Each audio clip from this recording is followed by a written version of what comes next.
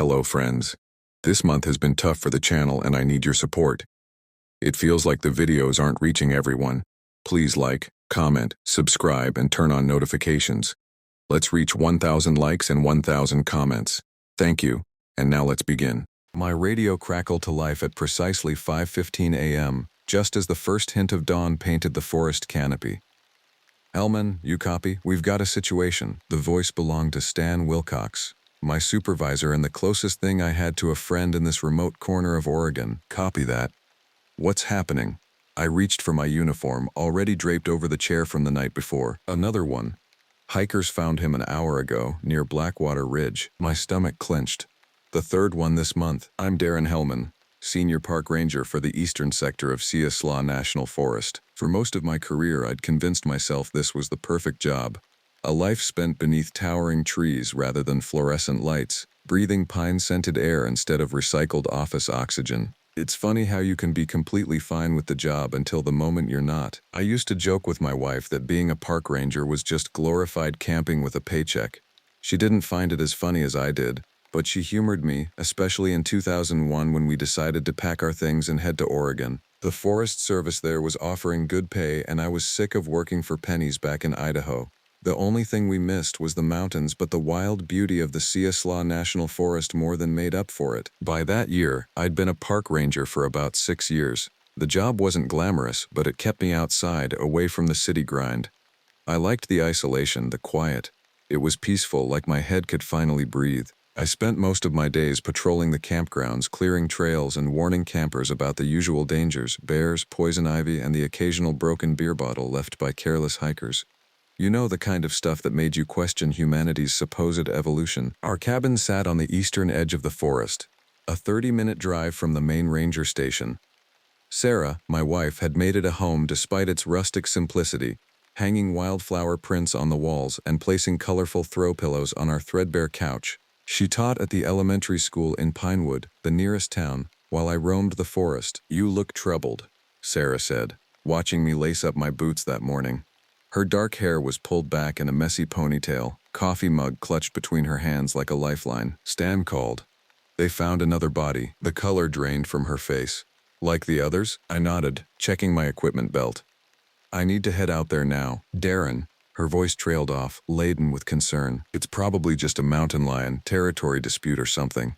The lie tasted bitter on my tongue. We both knew mountain lions didn't do what I'd seen 2 weeks ago. The drive to the station was quiet except for the occasional static from the radio. The forest pressed in on both sides of the narrow road. Ancient Douglas firs and hemlocks stretching toward the sky, their trunks disappearing into the morning mist, beautiful, serene, and increasingly sinister. Things were calm, normal, until the day everything flipped upside down. If you had asked me then, I'd have told you my job was 90% boredom and 10% chasing off tourists who thought getting too close to wildlife was a great photo op. But that last 1%, that's what keeps you up at night thinking maybe you're in the wrong line of work. The ranger station was buzzing when I arrived. 2 local deputies' cruisers were parked outside, along with Stan's truck and the medical examiner's van. Bad news travels fast in small communities. "Hellman." "Finally," Stan said when I walked in. He looked like he hadn't slept, his normally neat uniform rumpled. At 53, Stan was a Forest Service veteran, with leathery skin and eyes that had seen every inch of Siaslaw.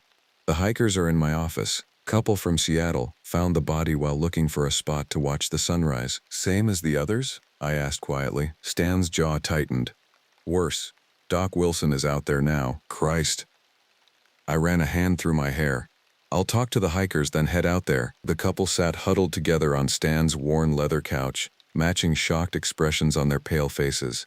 The woman had been crying, mascara trailing down her cheeks in dark rivulets. "I'm Senior Ranger Hellman," I said, pulling up a chair. "Can you tell me exactly what you saw?" The man spoke first, his voice shaking.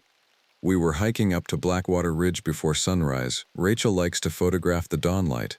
He squeezed his wife's hand. "We went off trail a bit to find a good vantage point, and that's when we found him. He was just lying there," Rachel whispered.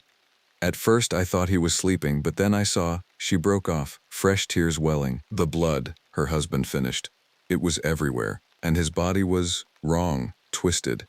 like something had been playing with him. I took down their statement, asked the standard questions, but my mind was already racing ahead to what I might find at the scene.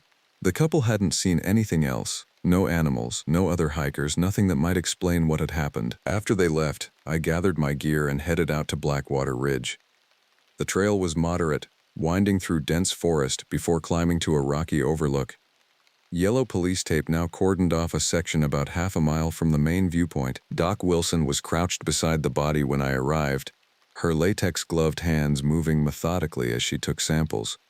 Sheriff Morse stood nearby, looking distinctly green around the gills. "Darren," Morse nodded. "We'd known each other since high school, both local boys who never strayed far from home." "Good you're here. Doc says this one matches the pattern." I steeled myself as I approached the body. The victim was male, late 20s maybe, wearing expensive hiking gear. His backpack lay nearby, contents scattered.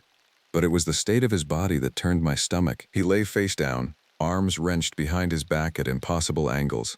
His torso had been split open with surgical precision, the skin peeled back like the petals of some grotesque flower. Most disturbing of all, parts of him were simply missing. Organs removed with the same clinical efficiency. "No animal did this," Doc Wilson said without looking up. She was in her 60s, with steel-gray hair and hands that never trembled, no matter what they encountered. No bite marks, no tearing. These are cuts, clean, deliberate cuts. "Mountain lion could have dragged him afterward," Sheriff Morse suggested half-heartedly. "And what? Used a scalpel first." Wilson shook her head. "Don't waste my time, Jim." I knelt beside her, careful to avoid the congealing blood. "Same as the Ferguson boy and the woman from last month?" Wilson nodded grimly. "Identical methodology.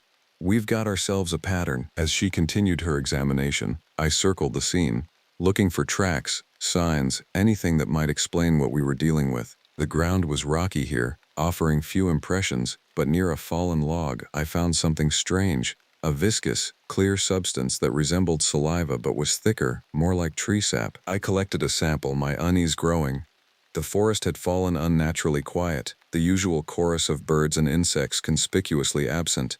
Even the wind seemed to have died down, as if nature itself was holding its breath in the presence of something unnatural. "We need to close this trail," I told Morse. "Maybe the whole eastern sector until we figure this out." "And tell people what? We've got some kind of surgical killer animal on the loose?" Morse shook his head. "Tourism's half our economy, Hellman. The town council will fight tooth and nail." "Then what do you suggest? Wait for more bodies?" Morse had no answer for that. As we finished processing the scene and prepared to transport the body, I couldn't shake the feeling of being watched. Several times I turned suddenly, scanning the tree line, certain I'd glimpse something lurking at the edges of my vision, but there was never anything there, just shadows shifting in the dappled light. By late afternoon, exhaustion had set in. We'd combed the area for hours, finding nothing beyond that strange viscous substance. The forest felt different now, threatening rather than welcoming, the shadows between the trees concealing secrets I wasn't sure I wanted to uncover. That night I told Sarah everything. She deserved to know, especially since our cabin stood at the forest's edge. As I spoke, her face grew increasingly troubled. "This doesn't sound like any animal," she said, pacing our small living room. "And if it's human—" "I don't think it's human either," I admitted. The words sounded ridiculous even as I said them. The precision, the missing organs, it's methodical, almost experimental. Sarah stopped pacing. "What are you saying, Darren?" "I don't know." I stared out the window at the darkening forest. "But whatever it is, it's getting bolder. 3 victims in a month, each closer to populated areas." That night, I dreamed of moving shadows and a rhythmic clicking sound, like stones tapping against each other. I woke drenched in sweat, the sound still echoing in my ears. Beside me, Sarah slept peacefully, unaware of the dread pooling in my stomach. I rose quietly and went to the window, staring out at the moon-dappled trees. For the first time since moving to Oregon, I felt like an intruder in the forest's domain, a trespasser who had overstayed his welcome. Little did I know, the horror was just beginning. The call about Nathan came 3 days later. I had just finished my morning rounds, letting campers know about a recent cougar sighting. They always ask the same thing: what should we do if we see it?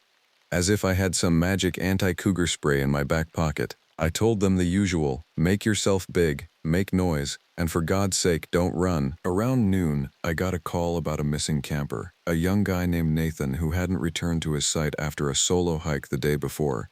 His buddies were starting to worry, though they figured he was just bad with directions. Happens all the time. People come out here thinking the woods are just big backyards, and they end up lost when they realize they've been walking in circles for hours. I was no stranger to finding hikers off the beaten path, embarrassed, dehydrated, but mostly fine. Still, with 3 deaths in the area already, I wasn't taking any chances. I radioed Stan to let him know where I was headed. "Take Michaels with you," he suggested. "He's checking the north campgrounds."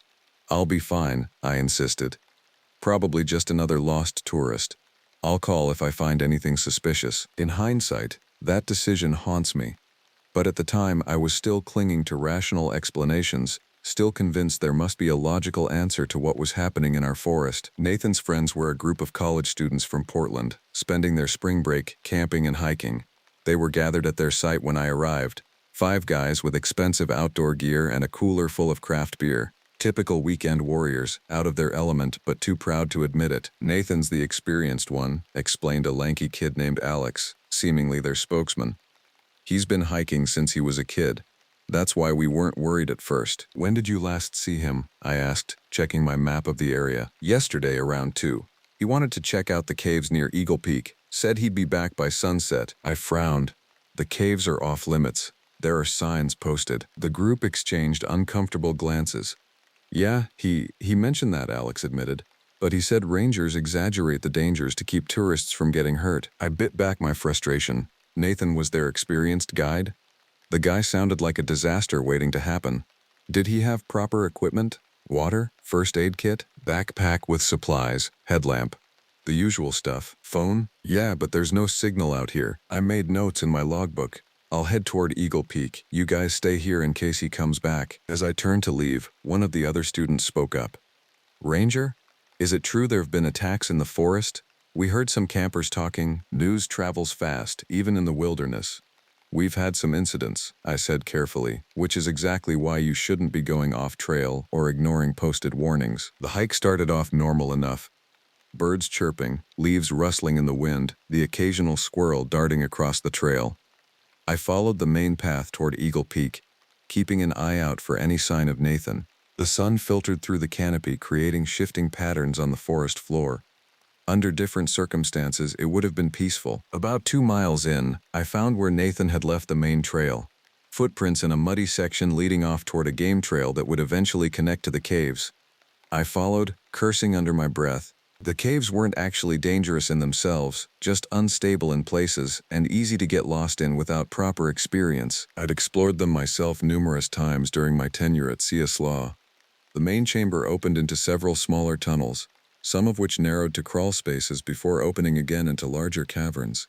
A few went quite deep, connecting to underground water systems. We'd closed them to the public after a tourist had gotten stuck 2 years earlier, requiring a full rescue operation. As I climbed higher, the air got cooler and the forest started to close in around me. The trees were thick, their moss-covered trunks giving the whole place a damp, ancient feel. The kind of place where it wouldn't surprise you if you ran into a dinosaur, you know? After about 2 hours of hiking, I found something. Not Nathan, not yet, but his backpack, half buried in the underbrush. It looked like it had been tossed aside, straps torn, contents spilled out like someone had ransacked it. This wasn't the first time I'd found something like this. Lost hikers get frustrated, drop their stuff, or an animal gets curious and starts ripping through their gear. Nothing unusual, right? Except for the blood. Not a lot. Just a few drops on the strap, smeared like someone had wiped it off their hand. Now I'm no detective, but I've seen enough to know when something's off. I called it in, told my supervisor I'd found the guy's pack and there were signs of, well, something. Stan's voice came back, tinny through the radio. "Wait for backup, Hellman. Sheriff's sending deputies. Could be hours before they get here. If he's injured." "Darren." Stan rarely used my first name. "This could be connected to the other incidents. Don't play hero." I knew he was right, but I could almost hear an imaginary clock ticking. If Nathan was hurt, hours could mean the difference between finding him alive or becoming our 4th body. "I'll reconnoiter only," I promised. No heroics. I kept walking, figuring I'd find Nathan not too far off, maybe sitting by a tree nursing a twisted ankle. But the deeper I went, the quieter it got. The birds stopped chirping, and even the wind seemed to die down, like the forest was holding its breath. The trail led toward a rocky outcropping that concealed the cave entrance. I approached cautiously, scanning the ground for more blood or signs of struggle. What I found instead was a strange marking on a nearby tree. 3 parallel gouges carving deep into the bark, too high for a bear and too precise for random damage. I touched the marks, finding them fresh, the exposed wood still oozing sap. Whatever made them had passed through recently. The cave entrance loomed ahead, a dark mouth in the hillside surrounded by twisted roots and moss-covered stones. A chill emanated from its depths, carrying a faint, unidentifiable odor, something metallic and organic at once. "Nathan," I called, my voice echoing against the rock. "Park Service, are you in there?" No response but the drip of water from somewhere inside. I switched on my flashlight, its beam cutting through the gloom. The first chamber was as I remembered, roughly circular, ceiling about 15 feet high, walls glistening with moisture. But something had changed. The floor, normally just packed dirt and stone, was disturbed. Drag marks created furrows in the soil, leading toward one of the smaller tunnels. I squatted to examine them, finding more blood spatter alongside, fresh enough that it hadn't fully dried. My radio crackled, making me jump. "Hellman, you copy? Deputies are en route. ETA 40 minutes. I keyed the mic. "I'm at the Eagle Peak Caves. Found blood and drag marks. I think Nathan might be inside. Darren, do not." I can hear something inside, Stan. A lie, but I couldn't wait, not if Nathan was still alive in there. "I'm going to check the main chamber only. I'll maintain radio contact." Stan's curse was cut off as I clipped the radio back to my belt. I drew my service pistol, standard issue for predator defense, and proceeded cautiously into the tunnel.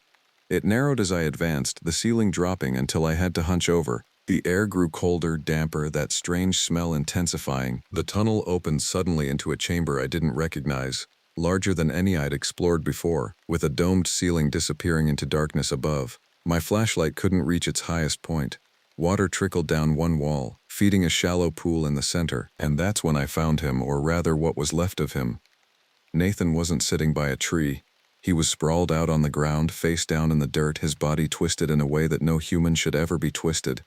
His arms were behind his back, legs splayed out like a broken doll. At first I thought maybe he'd fallen from a cliff or something, but there were no cliffs around. His body was mangled, torn open, like he'd been attacked by something big and vicious. I won't lie to you, I froze.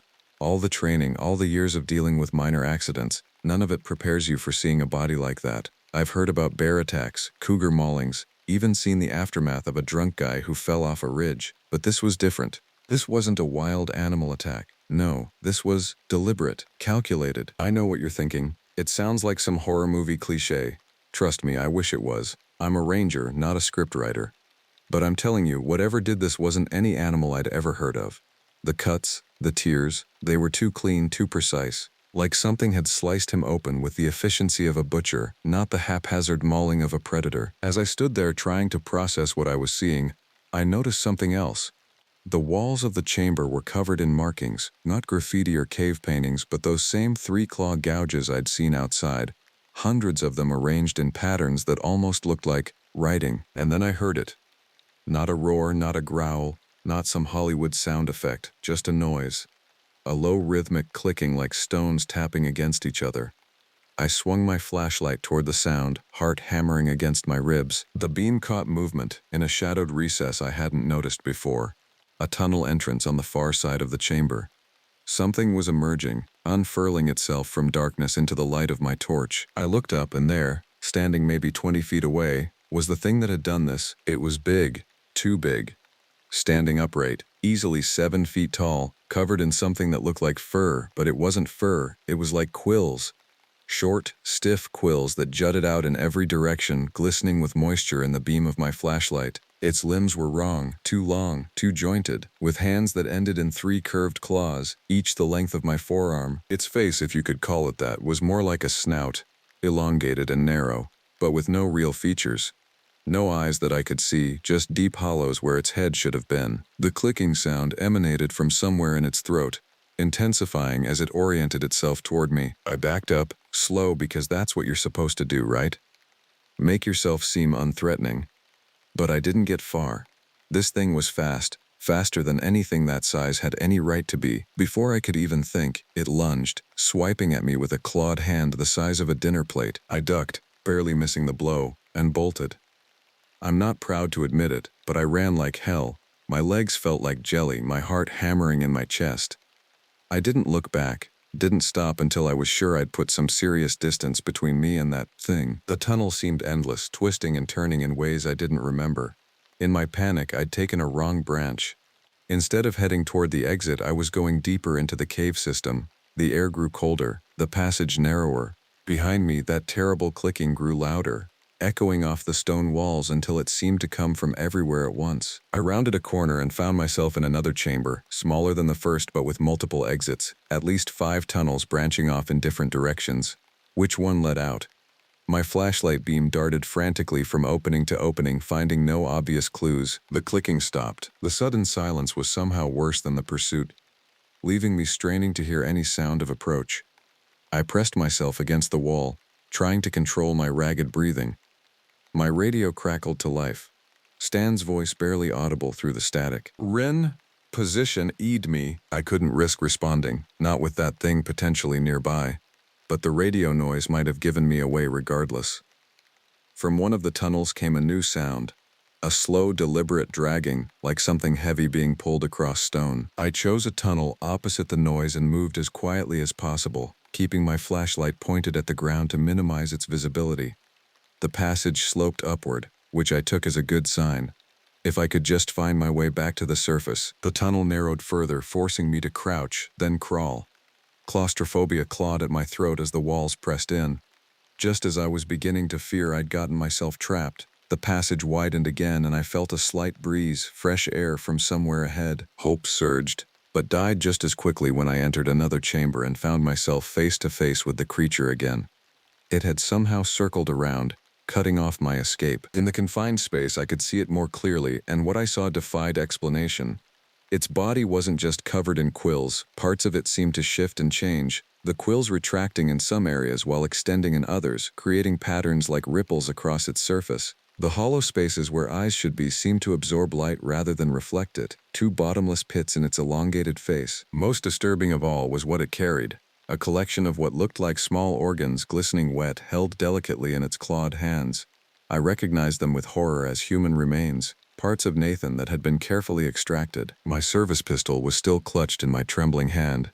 Without thinking, I raised it and fired. The shot was deafening in the enclosed space, the muzzle flash momentarily blinding. When my vision cleared, the creature still stood there, apparently unharmed, where I'd hit it. Center mass. The quills had parted and closed again, like water accepting then rejecting a stone. It tilted its head, that clicking sound intensifying. Then it did something I still struggle to comprehend. It spoke. Not in words, not in any language I recognized, but a series of clicks and hisses that nonetheless conveyed meaning. Curious, the word formed in my mind without passing through my ears, as if planted directly in my consciousness. I felt violated, nauseous, my head spinning with the intrusion. Different. Not like the others. "Stay back," I warned, my voice a ragged whisper as I raised my gun again. Weapon ineffective. Primitive tool. The creature took a step forward, its movements unnaturally fluid. The organs it held were placed carefully on a rock shelf, arranged with scientific precision. Study, learn, collect. I fired again, emptying my magazine in rapid succession. The bullets seemed to pass through the creature without effect, the quills rippling like water at each impact point before settling back into place. It continued its advance, unhurried, confident. Backing away, I stumbled over a rock and fell hard, my flashlight skittering across the floor. In the chaotic beam, I glimpsed something on the chamber wall, a narrow fissure, barely wide enough for a human to squeeze through. It was my only chance. I scrambled toward it as the creature lunged. Claws raked across my back, tearing through my jacket and into flesh beneath.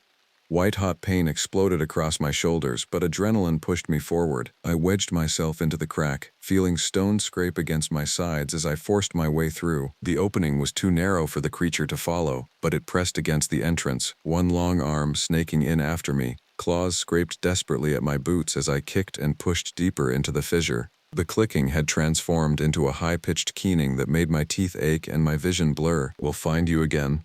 We'll collect." The passage narrowed further, then suddenly opened into a vertical shaft. Before I could stop myself, I tumbled into empty space, falling perhaps 10 feet before hitting sloping ground. I rolled uncontrollably, gathering speed, rocks and debris pummeling my already injured body. The world became a kaleidoscope of pain and confusion, until I slammed into something solid that knocked the breath from my lungs. When the stars cleared from my vision, I found myself lying at the base of another tunnel, this one dimly lit by natural light filtering in from somewhere ahead. Somehow I dragged myself to my feet and stumbled toward the light, expecting at any moment to hear that clicking sound again.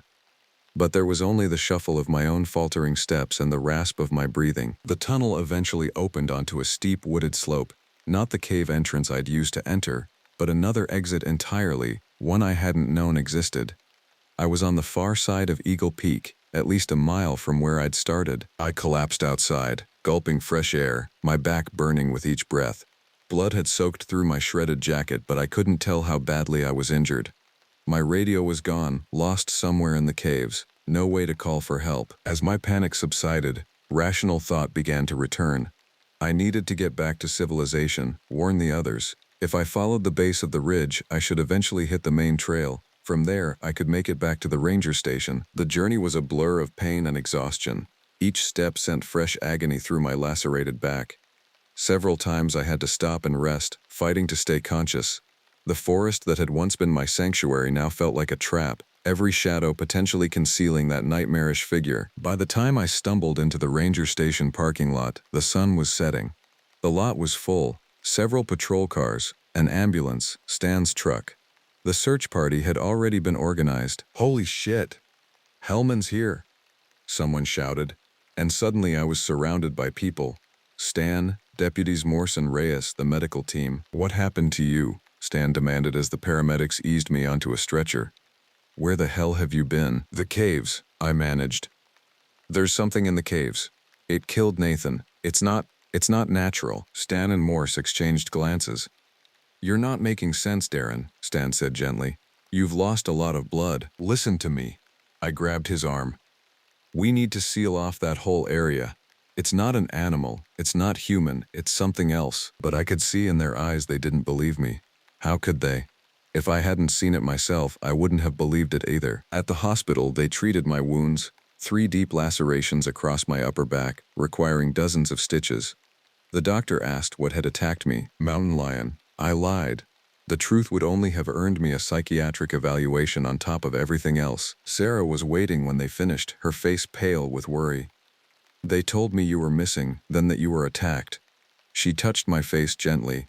"What happened out there?" I opened my mouth to tell her everything, then stopped. How could I explain what I'd seen? The creature, its impossible physiology, the way it had spoken directly into my mind. "I'm not sure," I said finally. It all happened so fast. But that night, as Sarah slept beside me in the hospital room, I couldn't escape the memory of those hollow eyes, or the words that had invaded my thoughts. "We'll find you again, we'll collect." I knew then that this was far from over. Whatever I'd encountered in those caves, it wasn't finished with Siaslaw Forest, or with me. They found Nathan's body the next day, exactly where I'd described. The official report called it an animal attack, though Doc Wilson privately admitted to me that she couldn't identify what kind of animal could have made such precise incisions. The strange organs I'd seen the creature collecting were missing entirely. "It's like whatever killed him was harvesting specific parts," she told me when she visited my hospital room. "I've never seen anything like it." I was discharged after 3 days, with strict instructions to take it easy. The wounds on my back were healing cleanly, but the doctor warned they would leave significant scars. Physical reminders of an encounter nobody believed. The sheriff's department increased patrols in the area around Eagle Peak, and the caves were officially condemned. Concrete barriers placed over the known entrances. But I knew it wouldn't be enough. The creature had shown me there were other ways in and out of that cave system, passages that weren't on any of our maps. For a week, things were quiet. I stayed home, recovering, trying to convince myself that maybe the worst was over. Sarah watched me with worried eyes, knowing something was wrong beyond my physical injuries. At night, I'd wake in a cold sweat, convinced I could hear that rhythmic clicking outside our bedroom window. Then the disappearances started again. A father and son fishing at Coldwater Creek, 5 miles from the caves. A solo hiker on the North Ridge Trail, a young couple who'd set up camp near Whispering Pines, one of our most popular sites. Each time, the pattern was the same. Personal belongings found scattered, small amounts of blood, drag marks leading into the forest. Search parties found nothing. It was as if the victims had simply vanished. I knew better. I knew exactly what had happened to them. We need to close the park, I argued at an emergency meeting of Forest Service personnel and local law enforcement. Whatever's out there is getting bolder, ranging further from the caves. And what exactly do you think is out there, Ranger Hellman? Mayor Richards asked, her tone making it clear she thought I was overreacting. As head of the town council, she was more concerned with tourist revenue than public safety. I don't know, I lied. But 4 more people are missing. That's 7 in total, plus Nathan's confirmed death. Something dangerous is in these woods. Cougar attacks are rare but not unprecedented, Sheriff Morse offered. We've increased patrols, issued warnings to campers. It's not a cougar. I slammed my fist on the table, making everyone jump. Cougars don't drag people miles from where they were taken. They don't harvest organs. The room fell silent, everyone staring at me. Stan cleared his throat uncomfortably. Darren, maybe you should take some more time off. That attack clearly. I know what I saw, I insisted. But already I could feel the room turning against me. In their eyes, I was the problem, an injured ranger, traumatized by a cougar attack, now seeing monsters where there were only natural explanations. The meeting ended with a compromise. Additional warnings for visitors, expanded patrols, but the park would remain open. No one wanted to believe what was happening, because believing meant acknowledging something beyond our understanding was hunting in Siaslaw Forest. That night I told Sarah everything. The creature, its impossible nature, the way it had communicated with me. To her credit, she listened without interruption, her expression shifting from concern to fear as I described the encounter in the caves. You need to report this, she said when I finished. The full truth. I tried. They think I'm suffering from trauma, seeing things that weren't there. She took my hands in hers. Then we need to leave, Darren, both of us. Now, before whatever this is comes after you again. I considered it. God knows I wanted to pack up and drive as far from Siaslaw as possible.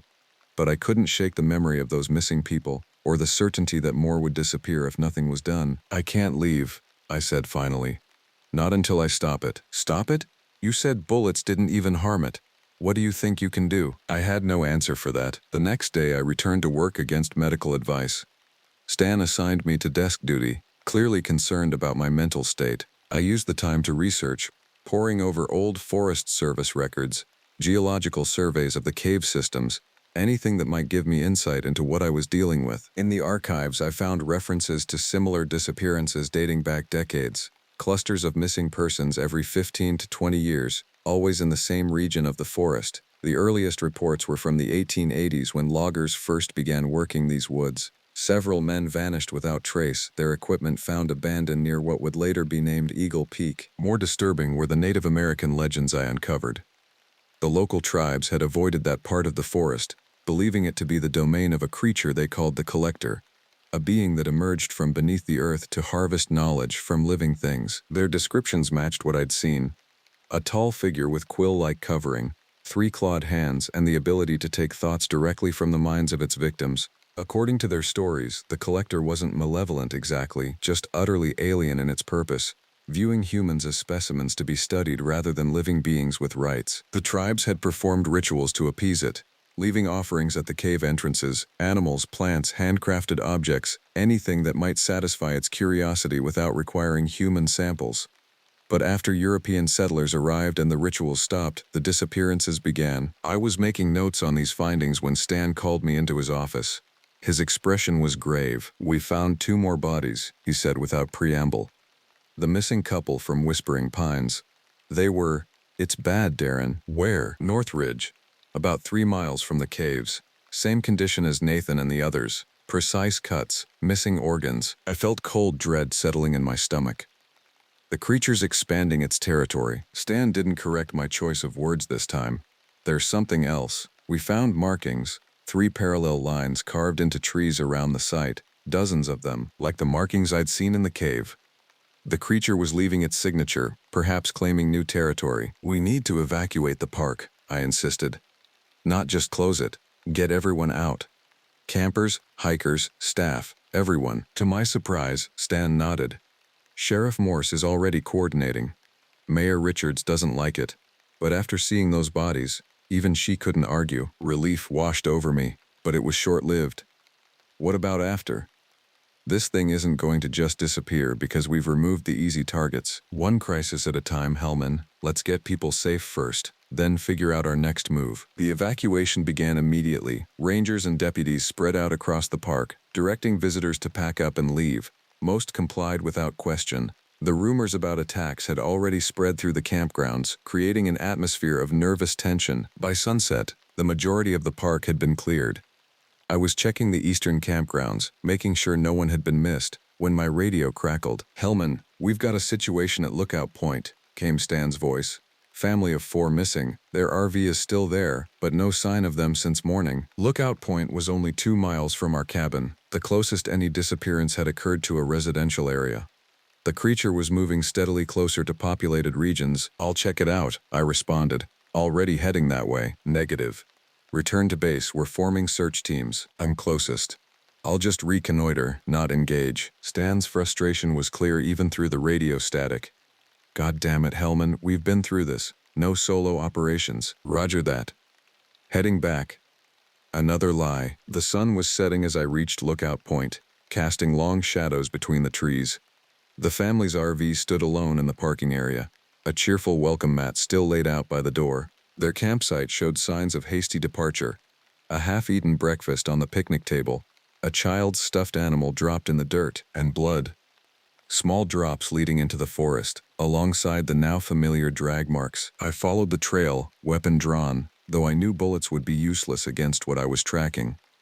The forest grew darker as the sun dipped below the horizon, but I continued, guided by my flashlight and the intermittent blood spatter marking the creature's path. The trail led toward a rocky hillside similar to Eagle Peak, though smaller. As I approached, I noticed something unusual. The drag marks suddenly diverged, heading in 4 different directions. The creature had separated its victims, taking each by a different route. But why? To hide them? To make pursuit more difficult? I chose to follow the smallest set of tracks, guessing they belonged to the youngest child. If anyone had a chance of still being alive, it would be them. The trail led to a narrow fissure in the rock face, a natural crevice barely wide enough for a person to squeeze through. Memories of my escape from the caves made me hesitate, but I pushed forward, squeezing into the opening. The passage twisted downward, growing damper and colder as I descended. My flashlight beam revealed glistening walls coated with that same viscous substance I'd found near the previous victims. The crevice eventually opened into a small chamber with a dirt floor. And there, huddled against the far wall, was a little girl, no more than 7 or 8, trembling with fear but very much alive. "Hey there," I said softly, keeping my distance to avoid scaring her further. "I'm Ranger Hellman. I'm here to help you." Her eyes were wide with terror, fixed not on me but on something behind me. Before I could turn, I heard it, that familiar clicking sound, like stones tapping together. The creature stood in the passage I'd just navigated, its quill-covered form nearly filling the narrow space. In one clawed hand it held what looked like a small, pulsating organ, fresh, bloody, and unmistakably human. We stared at each other, predator and prey, while the child whimpered behind me. Then that voice invaded my mind again, bypassing my ears to plant itself directly in my thoughts. "Interesting. You return. Brave or foolish?" "Let the girl go," I said, positioning myself between the creature and the child. "She's just a kid. Young specimen, undeveloped, less useful but still informative." "She's not a specimen. None of them are. They're people. People. Humans.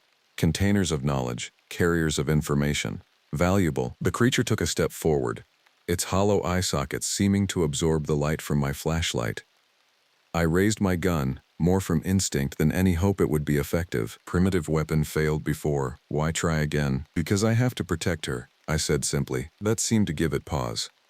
Its head tilted, quills rippling across its surface in waves of movement. Protect. Interesting concept. Sacrifice self for unrelated offspring? That's what humans do. We protect each other. Inefficient. Illogical.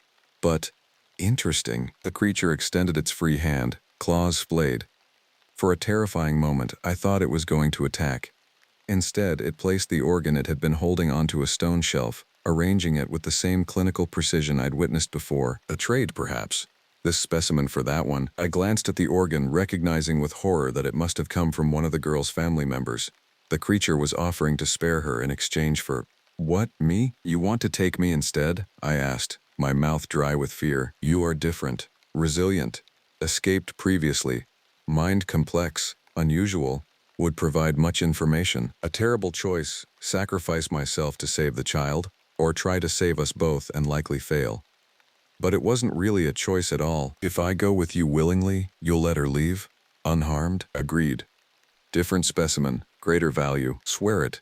Promise you won't hurt her, or take anyone else from the park." The creature's quills rippled again, that clicking sound intensifying. Swear, promise. Human concepts, but acceptable terms. I turned to the little girl kneeling to meet her eyes. "I need you to be brave. When I tell you to, run down that passage as fast as you can. Follow the trail back to your family's RV. There are people looking for you there. Can you do that?" She nodded mutely, tears streaming down her dirty face. "Good girl." I stood and faced the creature again. "Let her pass, and I'll stay." The creature shifted to one side of the passage, creating just enough space for a small body to slip by. I nodded to the girl, who darted forward, pressing herself against the far wall to avoid even brushing against the quilled figure. The creature made no move to stop her, those hollow eye sockets fixed on me instead. When the sound of her scrambling retreat had faded, the creature stepped fully into the chamber. It was larger than I remembered, its quilled surface constantly shifting and changing, creating patterns I couldn't decipher. "Now." Exchange completed. "You will provide much information." It raised one clawed hand toward my face.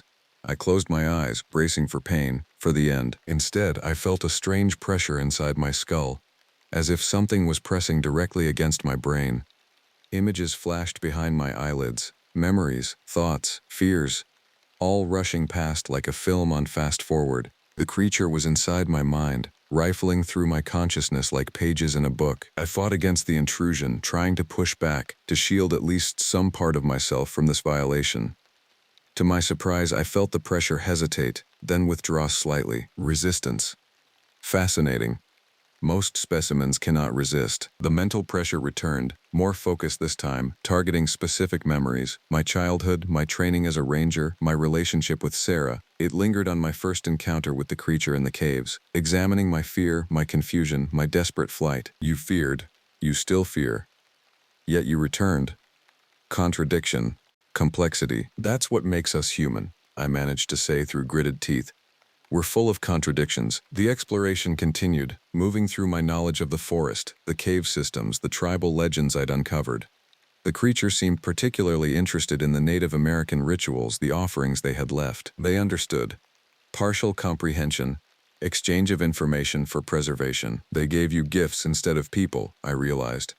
Objects that taught you about human culture, human creativity. Yes, sufficient for limited cycles. Then they stopped. Necessitated direct collection. A plan began to form in my mind.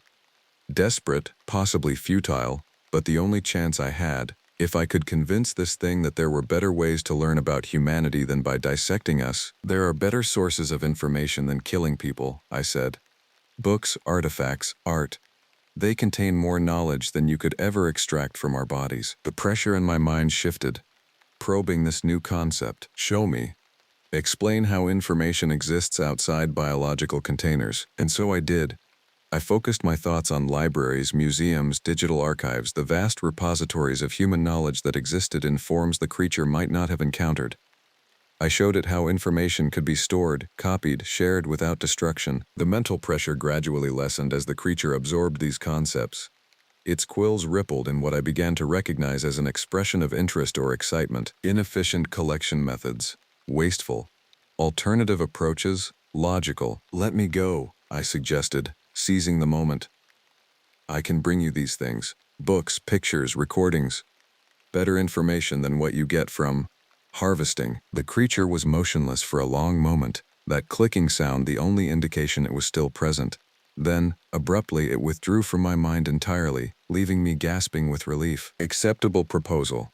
Temporary reprieve. You will return with information vessels." "I will," I promised, though I had no intention of ever coming back.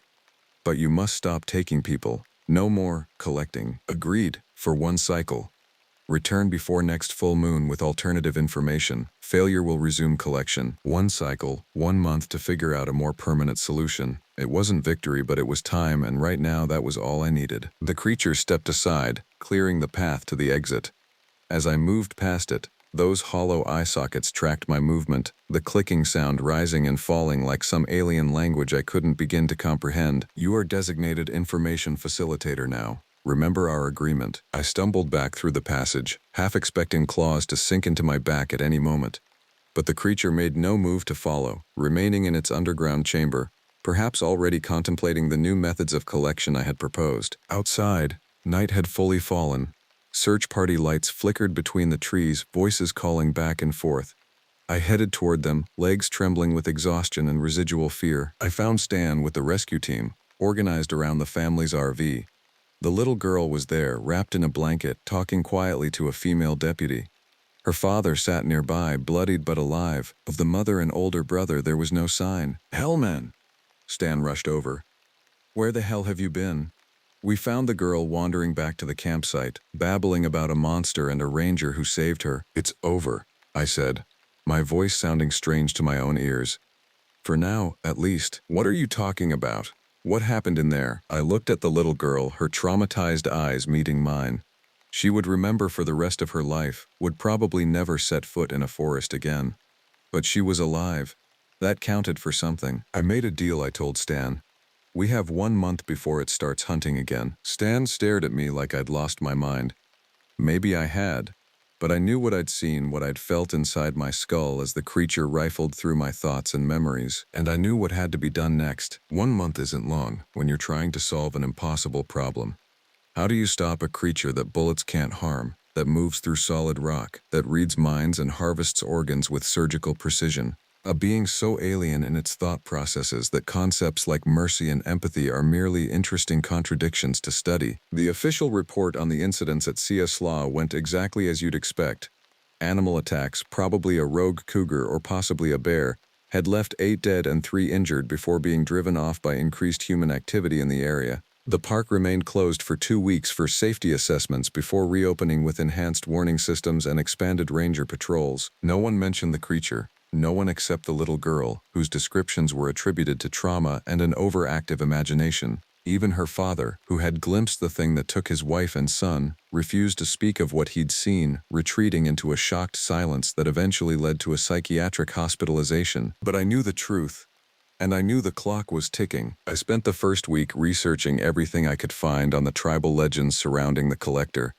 The local museum had a small collection of native artifacts, including a journal kept by an early missionary who had documented the rituals performed at the cave entrances. According to his writings, the tribes believed the collector hibernated for long periods, emerging only when awakened by significant changes in its environment, logging operations, mining, or other human disturbances. Once awake, it would collect information until satiated, then return to its slumber. The offerings left at the caves were meant to provide this information without requiring human sacrifice. Complex weavings, carved totems representing tribal history, even primitive books made from animal hides inscribed with pictographs. The missionary had dismissed these as pagan superstitions, but I recognized them for what they truly were. Attempts to satisfy the creature's hunger for knowledge without losing tribal members. In the second week, I focused on the cave system itself. If we couldn't kill the creature, perhaps we could trap it, seal it inside its underground domain more permanently than the concrete barriers that had proven so ineffective. I consulted with a geologist from Oregon State University, describing the cave network as accurately as I could without revealing my true purpose. He confirmed what I had begun to suspect. The system was vast, with dozens of potential exits, many likely undiscovered. Sealing every passage would be virtually impossible. Plus, he added, that whole area is seismically active. Small tremors could open new fissures in a matter of days. Whatever you're trying to contain down there, physical barriers probably won't work long term. By the third week, desperation was setting in. Sarah watched me with growing concern as I filled our cabin with books on mythology, geology, and Native American culture. Scribbling notes late into the night, searching for an answer that seemed increasingly elusive. "You need to tell someone," she insisted one evening.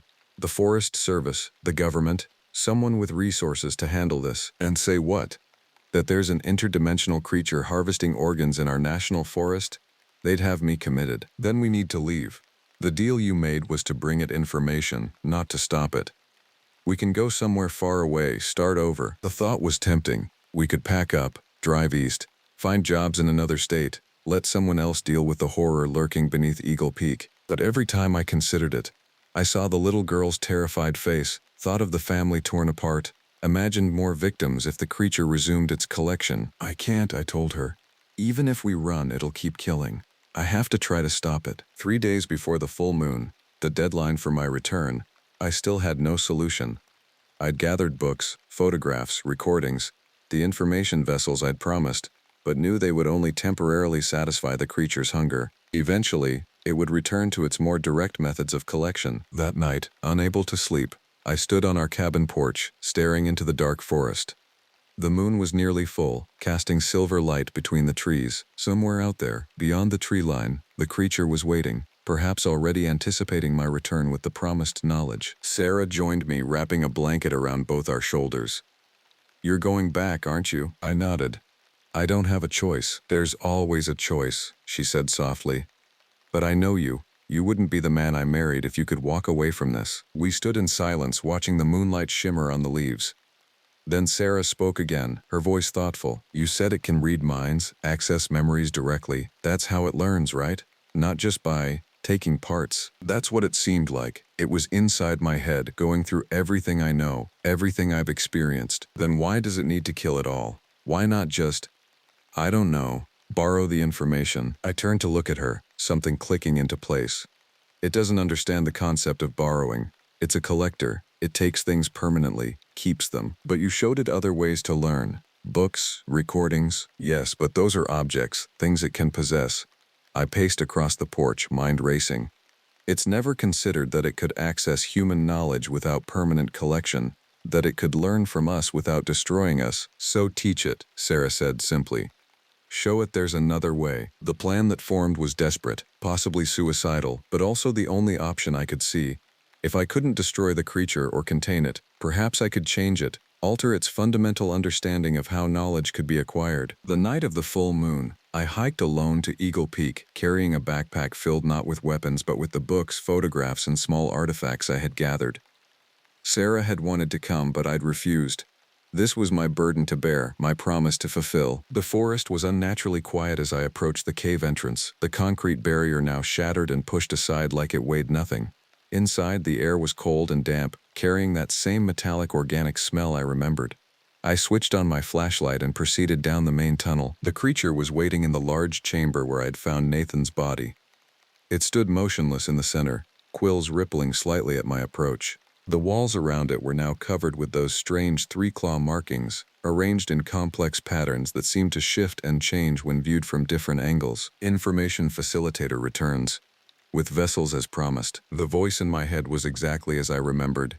Alien, invasive, bypassing my ears to plant itself directly in my thoughts. "I brought what I said I would," I answered, placing my backpack on the ground. Books, images, recordings of human knowledge. The creature moved forward with that unnatural fluidity, examining the items as I removed them from the bag. It extended one clawed hand, lifting a book with surprising delicacy, quills shifting to form what almost looked like fingers to turn the pages. Primitive storage method. Inefficient, limited capacity, but non-destructive, I pointed out. We can share these, copy them, preserve the information without needing to destroy the source. Concept unclear. Information exists to be collected, categorized, preserved. Yes, but there are better ways to preserve it than harvesting organs. Ways that allow the sources to continue generating new information. The creature tilted its head, that clicking sound increasing in tempo. Explain, and so I did, laying out my desperate gambit. Humans weren't just vessels of knowledge to be emptied and discarded. We were creators of it, constantly generating new ideas, new information. By destroying us, the creature was actually limiting its potential collection, cutting off future production. Think of humans as renewable resources, I suggested, searching for concepts it might understand. Every person you kill is information you'll never have access to. All their future thoughts, experiences, creations, lost forever. The creature was motionless, absorbing this perspective. Its quills rippled in patterns I couldn't interpret, the clicking sound changing in pitch and rhythm, counterintuitive, yet logical. Potential information loss through collection procedure. Exactly, you're actually working against your own purpose. The mental pressure returned, that sensation of something pressing against my consciousness. But gentler this time, exploratory rather than invasive. The creature was examining the concept through my understanding of it, checking for inconsistencies or deceptions, alternatives, how access information without collection. This was the critical moment, the fulcrum on which everything balanced. I took a deep breath, steeling myself for what came next. I can show you. Through me, a direct connection. You can access human knowledge without destroying the source. Clarify, a symbiotic relationship. You can access my memories, my knowledge, without harming me. And in return, you leave the people of this forest alone. The creature's quills rippled more intensely, the clicking sound accelerating to a staccato rhythm. Unprecedented, untested methodology. Risk of information corruption or loss. Less risk than permanent information loss through destruction, I countered.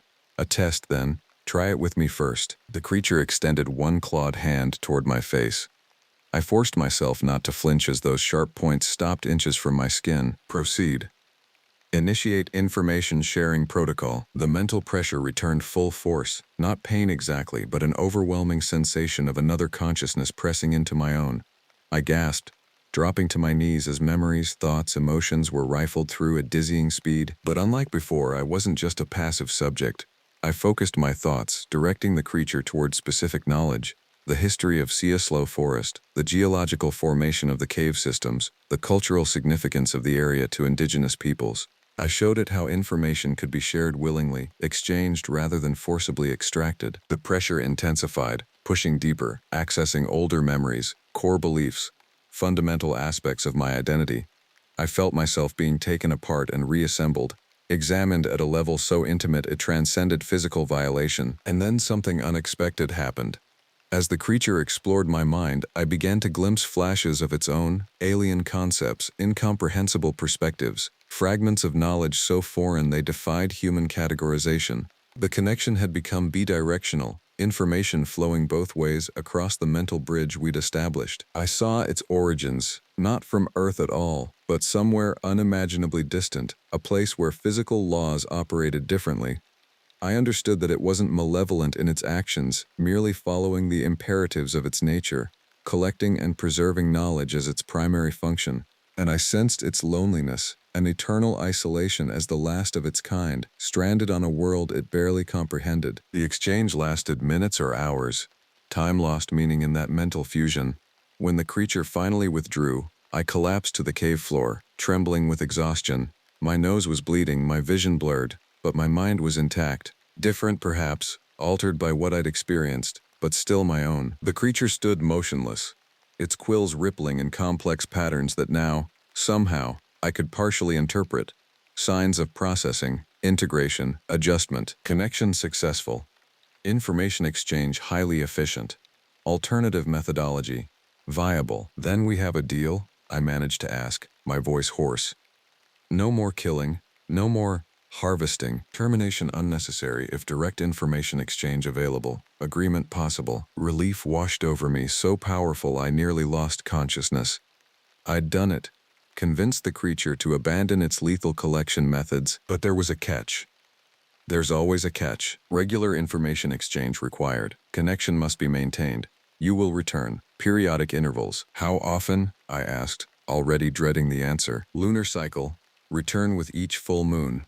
Bring new information, experiences, knowledge, monthly mental fusion with an alien intelligence, a lifetime sentence of serving as an information conduit. The price of saving lives. I agree, with conditions. You remain in the cave system, no hunting, no collecting people or animals. And our exchanges happen here, not in town or near populated areas. Acceptable parameters, agreement formalized. As I stumbled back through the forest that night, I felt irrevocably changed. Part of the creature remained with me, echoes of its alien consciousness lingering in the corners of my mind, and part of me remained with it. Human concepts of compassion, ethics, and mutual benefit now integrated into its collection protocols. I gave Stan my resignation the next day. He didn't seem surprised, assuming my experiences had simply been too traumatic to continue as a ranger. I told Sarah everything, offering her the chance to leave without me. I wouldn't have blamed her. Who would want to be married to someone mentally linked to an alien intelligence? But she stayed. For better or worse, she reminded me. This definitely falls under worse, but we'll figure it out. We moved deeper into the forest, building a new cabin closer to Eagle Peak. Close enough for my monthly journeys, far enough that Sarah wouldn't have to witness their aftermath. The Park Service listed the caves as permanently off-limits, citing structural instability. Local legends grew about the area being haunted or cursed, keeping most visitors away. Each full moon, I return to the chamber beneath the mountain. Each time, the exchange becomes easier, the mental bridge between us more refined.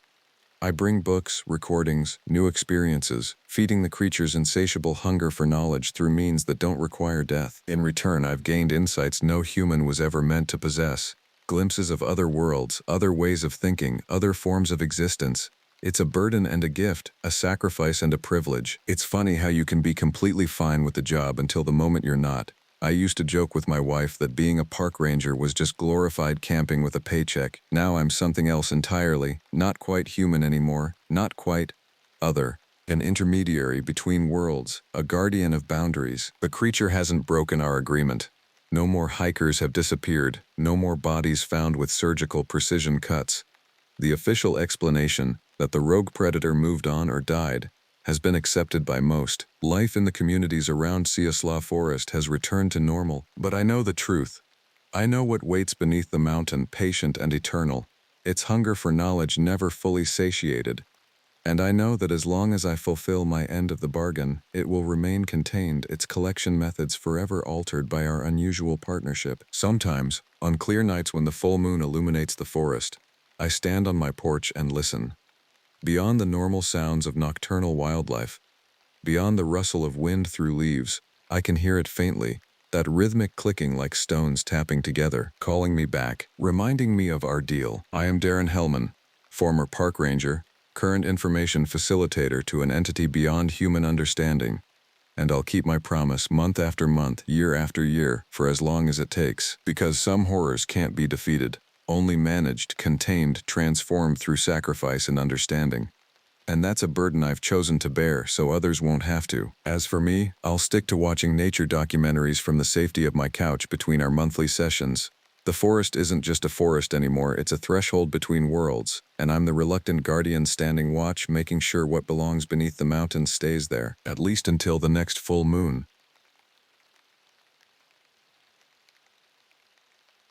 The Olympic National Park's ancient forests have a way of whispering secrets to those who listen. I've been listening for years now, and not all of what I've heard brings comfort. My journey to becoming a park ranger wasn't conventional. 5 years before the incident that changed everything, I was hunched over a keyboard in Seattle, debugging code for a tech startup that promised to revolutionize something nobody really needed revolutionizing. I had the condo, the BMW, and the growing certainty that I was slowly dying inside. My name is Ira Lansing, and by 2011 I'd traded all of that for a government-issue truck, a modest cabin near Lake Crescent, and a uniform that never quite felt as constraining as my old button-downs. It's funny how isolation becomes routine. You think being a park ranger is all peaceful hikes and counting squirrels. Sure, that's part of it.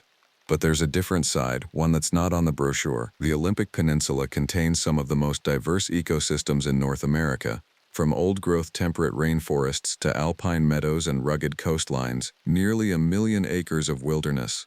Places where humans aren't meant to go, or at least, aren't meant to stay. I used to romanticize that wildness. Now it haunts me. My ex-wife Jessica used to say I had an issue with authority. She wasn't wrong. Our marriage didn't survive my career change. Too much distance, both physical and emotional. You're running from something, she told me during our last argument. I just hope you figure out what it is before it catches up to you. Prophetic words, though not in the way either of us could have imagined. By early spring 2011, the park had recorded 6 missing hikers in an unusually concentrated period. 2 couples and 2 solo backpackers all vanished within a 10-mile radius. Search and rescue operations found nothing. No bodies, minimal evidence, just empty campsites with gear still in place. The official stance was that they'd gotten lost, succumbed to the elements, or encountered wildlife. Standard explanations. I've been in these forests long enough to know that standard doesn't always cut it. Nature has its own logic, its own justice system. The day before everything happened, I met with my supervisor, Ranger Diana Walker, a 20-year veteran of the Park Service, with eyes like flint and the patience of a glacier. We're getting pressure from the families, she said, sliding files across her desk. And the regional office doesn't like the press this is getting. They're sending in Jeff Smith from the North Cascades to help coordinate a more thorough search. Smith? Don't know him. Quiet guy. Good tracker. Spent some time with search and rescue in Alaska. He requested the transfer specifically. I leafed through the missing persons reports. Young couple from Portland, retired professor from Berkeley, 2 college friends from WSU, a solo female hiker, experienced, from Vancouver. All vanished in the same general area, the Staircase Rapids section, a beautiful but challenging part of the park where the Skokomish River cuts through steep terrain. What's the pattern? I asked. Diana shrugged. That's what you and Smith need to figure out. No common outfitter, no personal connections we can find. Different entry points, different itineraries. The only constant is location and the timing. All within 8 weeks. Yeah. She lowered her voice. Look, Ira, between us, this isn't normal. I've seen hikers go missing before, but not like this. What do you mean? The dogs. Search dogs went crazy at some of the sites. Refused to track, cowered, whined. Even the most experienced K9s. She tapped a section of the map. And the radio dead zones around Staircase have been expanding. Gear malfunctions, compass anomalies. I felt a chill that had nothing to do with the office's overactive air conditioning. You think there's something out there? I think wilderness has its own rules, and sometimes we don't understand them. She straightened up. Smith arrives tonight. You head out at first light. That night in my cabin, I couldn't sleep. The forest outside seemed unusually quiet. No owls, no rustling creatures. Just the sound of wind through towering Douglas firs and western hemlocks like something breathing. I prepared my gear methodically, topographic maps, GPS, though battery life was always an issue in the deep forest. First aid supplies, emergency rations, the standard issue Glock that most rangers carried for protection against wildlife. I hoped, as I always did, that I wouldn't need to use it. At 4 a.m. I gave up on sleep and drove to the ranger station, the headlights of my truck cutting through a fog so thick it seemed solid. The mountains were invisible, shrouded in darkness and mist, but I knew they were watching. The Olympics have that feeling, like something ancient assessing you, deciding whether you belong. Jeff Smith was already there, a tall man with weathered skin and a silver-flecked beard. His handshake was firm, his eyes alert despite the early hour. Ira, he said, voice low and gravelly. Heard good things. Likewise, I replied. Ready to find some missing hikers? He loaded his pack into my truck. Maybe. Or maybe we find what took them. I remember thinking his choice of words was odd. Not who took them, or what happened to them, what took them, like he already knew. The rain started as we drove toward the staircase entrance, a relentless drumming on the roof of the truck. Through breaks in the fog, I caught glimpses of the forest, impossibly green, dripping, prehistoric. Most people find the rainforest beautiful. That morning it looked hungry. You believe in evil, Lansing? Smith asked suddenly as we neared our destination. Depends on what you mean by evil. Not the human kind, the older kind. He was staring out the window, not looking at me. The kind that was here before us. I didn't answer. The wipers beat a hypnotic rhythm as we drove deeper into the park, away from cell service, away from help, into the quiet between the trees where something was waiting. We parked at the Staircase Ranger Station, little more than a cabin with a radio that worked half the time, and shouldered our packs. The rain had eased to a misty drizzle, the kind that soaks you through without you noticing until it's too late, the kind that makes the forest floor treacherous and the rocks slick as ice. We'll start with the most recent disappearance site, I said, checking the map. 2 college students, Megan Chen and Taylor Williams. They were supposed to camp near Bear Gulch, about 4 miles in. Smith nodded, adjusting his pack. What were they doing out here? It's early in the season, spring break project. Both environmental science majors working on water quality samples. Smart kids? According to their professors, yes. Not the type to wander off trail or take unnecessary risks. As we headed down the path along the Skokomish River, Smith walked with a curious lightness despite his size and the weight of his pack. I noticed he didn't just watch the trail but scanned the canopy constantly, eyes tracking from ground to treetops and back. Looking for something specific? I asked after he'd stopped to examine a perfectly ordinary section of moss. Maybe. He straightened up. You ever notice anything strange in this section of the park? Anything the reports don't mention? I considered my answer carefully. Rangers develop a sixth sense about their territories, intuitions that sound ridiculous when verbalized. There are places here where it gets too quiet, I admitted. Where the animals disappear, the birds stop singing. Usually it passes in a few minutes, but not always, he finished. I nodded.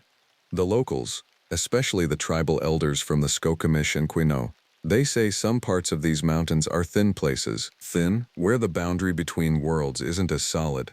I felt foolish saying it out loud. Old stories, probably just natural phenomena we don't understand yet. Smith's expression didn't change. Every wilderness has its legends. Doesn't mean they're not true. We hiked in silence after that. The only sounds are breathing and the constant rush of water over rocks. 2 hours in, the trail narrowed significantly, winding through massive cedar trees whose bases were wider than my truck. Sword ferns brushed our legs, leaving droplets of water on our pants. The moss was so thick and vibrant it seemed to glow from within. We're about half a mile from their campsite now, I said, checking the GPS. Should be just past this ridge. As we crested the hill, Smith suddenly flung out an arm, stopping me in my tracks. What?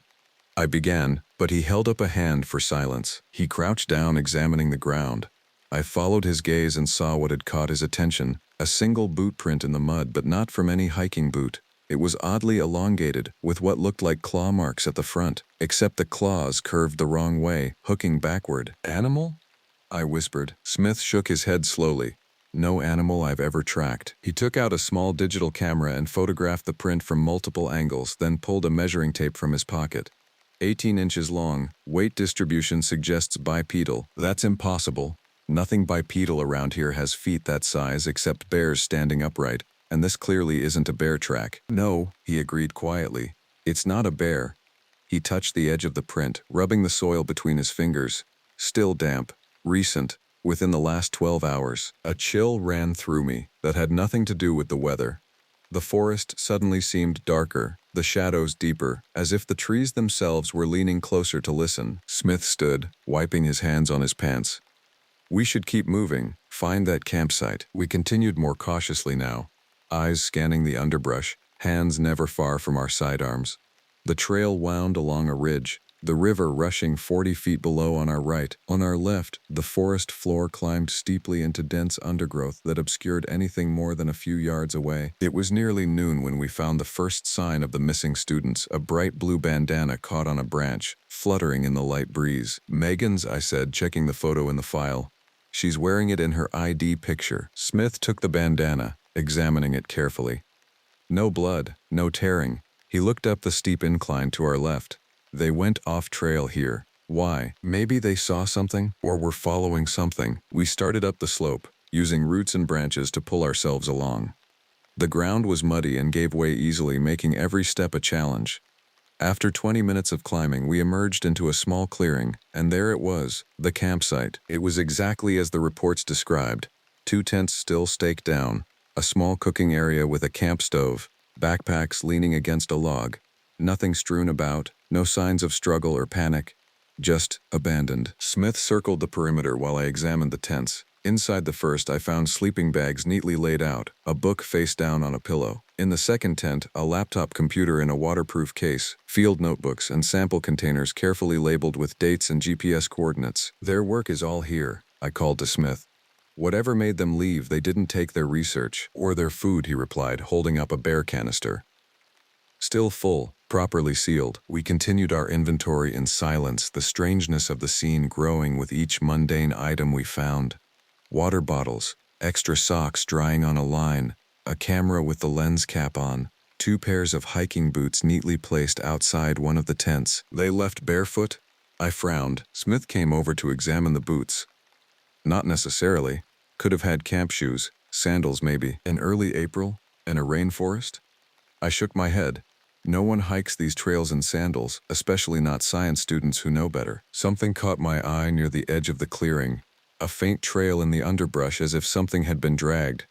I followed it a few yards into the forest, where it disappeared at the base of a massive nurse log, a fallen tree that was now host to a garden of saplings and fungi. Smith, I called. Come look at this. He joined me, crouching to examine the disturbance in the soil. Without a word, he began clearing away some of the debris at the base of the log, revealing what I had half suspected, half dreaded to find: a makeshift shelter, crafted from branches and ferns, hidden so perfectly it was nearly invisible unless you were standing directly above it. "They were hiding," I whispered. "But from what?" Smith didn't answer immediately. He was examining the inside of the shelter, where we found a small notebook. He flipped it open, revealing hasty scrawls in what must have been Megan's handwriting. The last entry was dated 4 days ago. Day 3, it came back again last night. Closer this time. T thinks we should try to make it back to the trail, but I don't think we can outrun it. It knows where we are. It's toying with us. The sounds it makes aren't animal or human. If anyone finds this." The entry ended there, mid-sentence. Smith closed the notebook carefully and placed it in an evidence bag. "We need to radio this in," he said. I nodded, trying to ignore the growing dread in my stomach. We made our way back to the campsite, where Smith attempted to contact the ranger station while I continued searching for clues. The radio crackled with static. "Signal's weak," Smith said. "I'm going to try from higher ground." As he moved toward a rocky outcrop at the edge of the clearing, I noticed something I had overlooked before: a camera trap secured to a tree trunk about 7 feet up. The students had been documenting wildlife. I climbed up to retrieve it, hope flaring briefly. Maybe they had captured images of whatever had stalked them. Maybe there were answers on that memory card. The camera was intact, still running. I carefully removed the SD card and pocketed it, making a mental note to check it when we got back to the station. "Any luck with the radio?" I called to Smith. No answer. "Smith?" I turned to look for him and froze. He was standing stock still at the edge of the clearing, staring into the forest. His hand was on his sidearm, but he hadn't drawn it. "Do you hear that?" he asked, voice barely audible. I listened. At first, nothing but the ambient sounds of the forest. Wind in the canopy, distant river, the occasional bird call. Then, underneath it all, something else. A rhythmic sound, like breathing, but too deep, too hollow to be anything I recognized. "What is that?" I whispered, moving slowly to join him. "Don't know," he murmured. "But it's getting closer." The forest had gone silent around us. No birds, no insects. Just that steady, unnatural breathing, growing louder by the second. And suddenly I understood why the missing hikers had left their belongings behind. Why they had hidden. Why they had tried to run. Something was coming, and it wasn't human. The forest held its breath, and so did we. The sound, that deep, rhythmic breathing, seemed to come from everywhere and nowhere at once. I found myself instinctively stepping closer to Smith, who remained unnaturally still, head cocked slightly as if trying to pinpoint the source. "We need to leave," I whispered. "Now." He nodded almost imperceptibly, eyes still scanning the tree line. "Slowly. Don't run." We began to back away from the edge of the clearing, keeping our movements deliberate and calm despite the panic building in my chest. Every instinct screamed at me to turn and sprint, but something deeper, more primal, warned that running would trigger a chase response. And whatever was out there, I was certain we couldn't outrun it. We were halfway to the other side of the clearing when the breathing stopped. The silence that followed was worse, expectant, calculating. I felt exposed, as if we were being watched from all sides. "It knows we're here," Smith murmured, so quietly I barely heard him. "How can you be sure?" His eyes met mine, and the certainty in them chilled me. "Because I've encountered it before." Before I could process this revelation, a branch snapped in the forest, to our right. A sound so ordinary it might have been a deer or raccoon, except for the absolute stillness that surrounded it. Then another snap. Closer this time. "Don't look directly at it," Smith warned. "Peripheral vision only. It's less likely to charge if it doesn't feel challenged." I kept my eyes forward, using my peripheral vision as instructed. At first, I saw nothing among the dense underbrush. Then, a movement. Something shifting between tree trunks about 30 yards away. Something large. "What is it?" I breathed. "Later," Smith replied tersely. "Keep moving." We continued our careful retreat across the clearing, getting closer to the slope that would take us back to the trail. My heart pounded so violently I was sure it was audible. 20 more yards. 15. 10. Then I saw it clearly. A form emerging from between two massive cedars at the forest's edge. My training abandoned me. I couldn't help but turn and stare directly at the thing. Picture a mountain lion, but with skin stretched too tight over its bones, legs longer than they should be, and a mouth that looked too big for its face. Its fur, or what I guess was fur, was patchy, like it had been burned off in places. It moved unnaturally, kind of like it was gliding rather than walking. But most terrifying were its eyes, not the reflective pupils of a predatory cat, but disturbingly human-like, with irises so dark they appeared black in the filtered forest light. And they were fixed directly on me. Smith cursed under his breath. "You looked at it. Now we run." He grabbed my arm, pulling me toward the slope. We abandoned all pretense of calm, scrambling and sliding down the muddy incline, grabbing at roots and branches to control our descent. Behind us, a sound rose from the clearing, not a roar or growl, but a high, keening wail that raised the hair on my neck and arms. "Don't look back," Smith shouted as we half ran, half fell down the slope. "Get to the trail!" I could hear it coming, crashing through the underbrush with none of the stealth it had shown earlier. It was fast, too fast for something its size. The wailing stopped, replaced by a rhythmic huffing that somehow conveyed more menace than any predatory sound I'd ever heard. We hit the trail running, sprinting along the narrow path with reckless speed. The rational part of my brain registered the danger of a fall on this terrain. The river gorge to our right, the slippery rocks, the exposed roots ready to catch an unwary foot. But fear overrode caution. Smith was pulling ahead. He moved with surprising agility for a man his size. I pushed harder, lungs burning, legs threatening to buckle. The sounds of pursuit grew louder, closer. I couldn't resist any longer. I glanced back over my shoulder. It was less than 20 yards behind us, moving in a bizarre loping gait, sometimes on all fours, sometimes rising to its hind legs. In the daylight, I could see more details. The way its joints seemed to bend in impossible directions, the strange protrusions along its spine, the muzzle that was simultaneously feline and not. The thing met my gaze and made a sound like laughter. I stumbled, my boot catching on a root, and went down hard. Pain shot through my ankle as I scrambled to regain my feet. Smith was already turning back, drawing his sidearm. "Keep going," I shouted. "I'm right behind you," but it was too late. The creature slowed its approach, stalking forward with predatory confidence now that its prey was grounded. Smith stood his ground between me and the thing, weapon raised. "Get up slowly," he instructed, never taking his eyes off our pursuer. "When I fire, run. Don't stop, don't look back." I rose carefully, testing my weight on the injured ankle. Painful, but bearable. Adrenaline would carry me through. The creature continued its advance, head low, that too wide mouth now revealing rows of teeth that reminded me of broken glass. Irregular, translucent, countless. "What is it?" I whispered. "Something that shouldn't exist," Smith replied. "Now get ready to run." The creature tensed, clearly preparing to spring. Smith's finger tightened on the trigger. Time seemed to slow. I saw every detail with excruciating clarity. The muscle rippling beneath the creature's patchy hide, Smith's steady hand and resolute expression, the river rushing below us, indifferent to our struggle. The shot cracked through the forest, echoing off the canyon walls.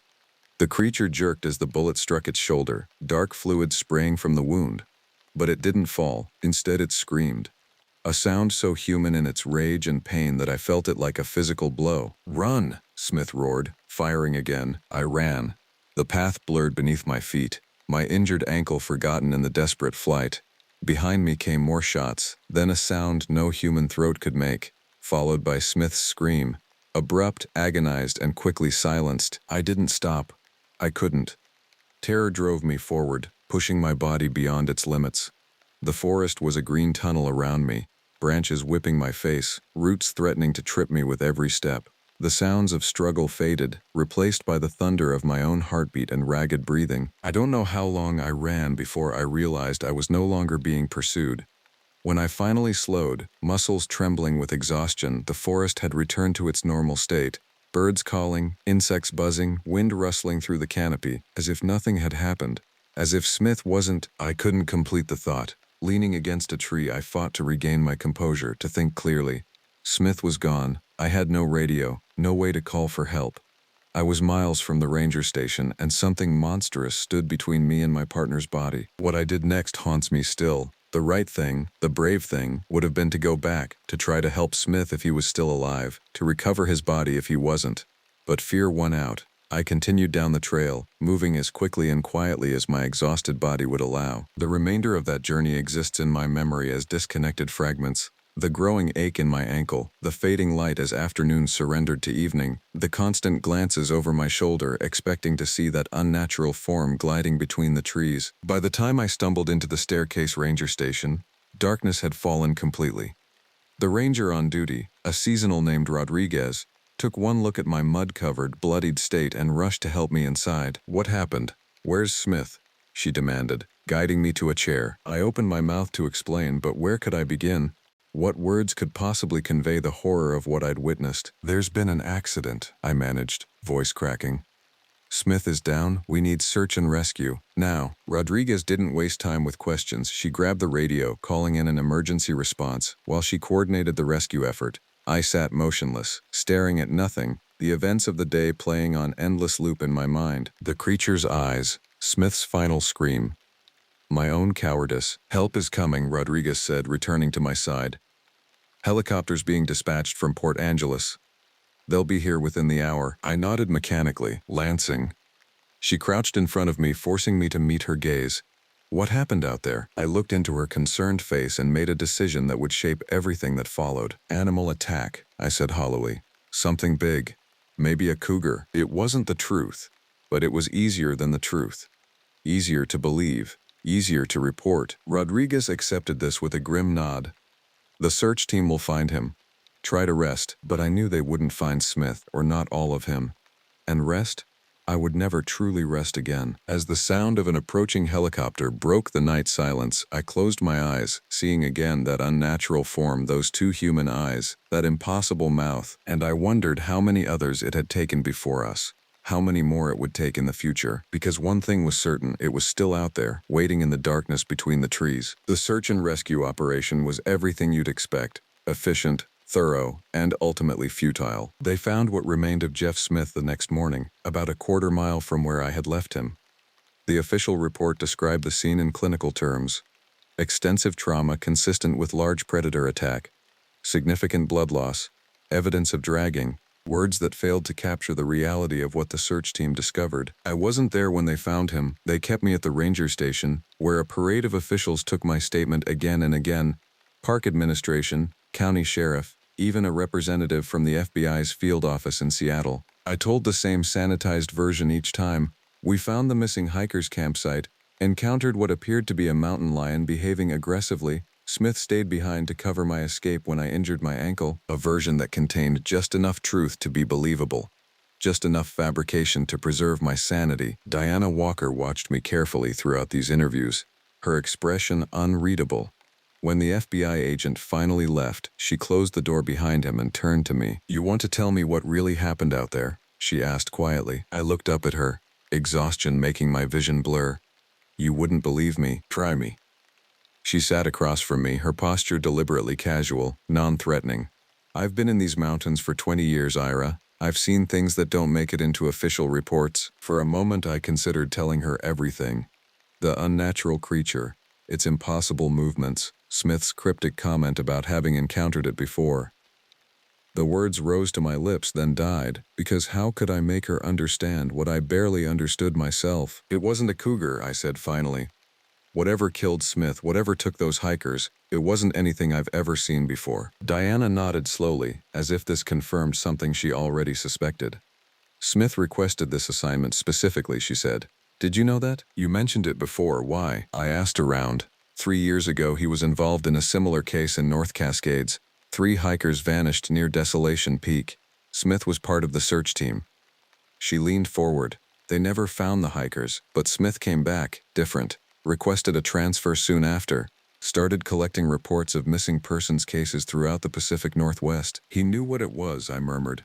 "He said he'd encountered it before, and now he's dead." Diana's voice was gentle but firm. "Listen to me carefully, Ira. The official report will state that Ranger Smith was killed by a mountain lion. The missing hikers will be classified as presumed dead due to exposure, animal attack, or accidental falls. The staircase rapids section will be temporarily closed for trail maintenance, and when it reopens, there will be additional warning signs about wildlife." "But, no," she cut me off. "That's what's going to happen, because the alternative is unacceptable to everyone with authority to make decisions. So we just let people keep disappearing?" The anger in my voice surprised even me. "No," Diana replied evenly. We're going to do our jobs. We're going to protect people, but we're going to do it without reports of unexplainable creatures that would only cause panic and draw thrill seekers. She slid a file folder across the desk to me. Smith's personal notes. They were in his locker. I thought you should see them before they disappear into some federal archive. With that, she stood and left me alone with the file. Smith's notes were meticulous, spanning years of research. He had tracked similar disappearances across Washington, Oregon, and Northern California, all in remote sections of national forests and parks, all following the same pattern. Hikers vanishing without explanation, abandoned campsites, reports of unusual animal behavior in the vicinity. There were detailed sketches of tracks similar to what we had found, comparative analyses of attack patterns, and transcripts of interviews with survivors, few as they were. Most chilling were Smith's personal observations, recorded in tight, precise handwriting. It appears territorial rather than purely predatory. Attacks increase when human presence exceeds certain threshold. Sensitive to electronic equipment, possibly drawn to fear response. Traditional weapons largely ineffective. Indigenous accounts reference similar entities, shadow walkers or those who hunt from the spaces between trees. The final entry was dated the day before our expedition. Lansing seems observant and adaptable. If my suspicions about the staircase region are correct, we may finally gather conclusive evidence. I've prepared additional documentation to be sent to contacts in the event of my failure to return. I closed the file, a cold weight settling in my stomach. Smith hadn't been just another ranger assigned to help with a search. He had been hunting this thing for years, and now it had claimed him too. The next few days passed in a blur of administrative procedures, medical examinations, and mandatory counseling sessions. My ankle was sprained, not broken, but the doctor prescribed rest and limited duty. I was assigned to the visitor center answering tourists' questions about hiking trails and wildlife viewing opportunities. A cruel irony that wasn't lost on me. At night, sleep became my enemy. Whenever I closed my eyes, I saw that creature's unnatural movements, its too human gaze.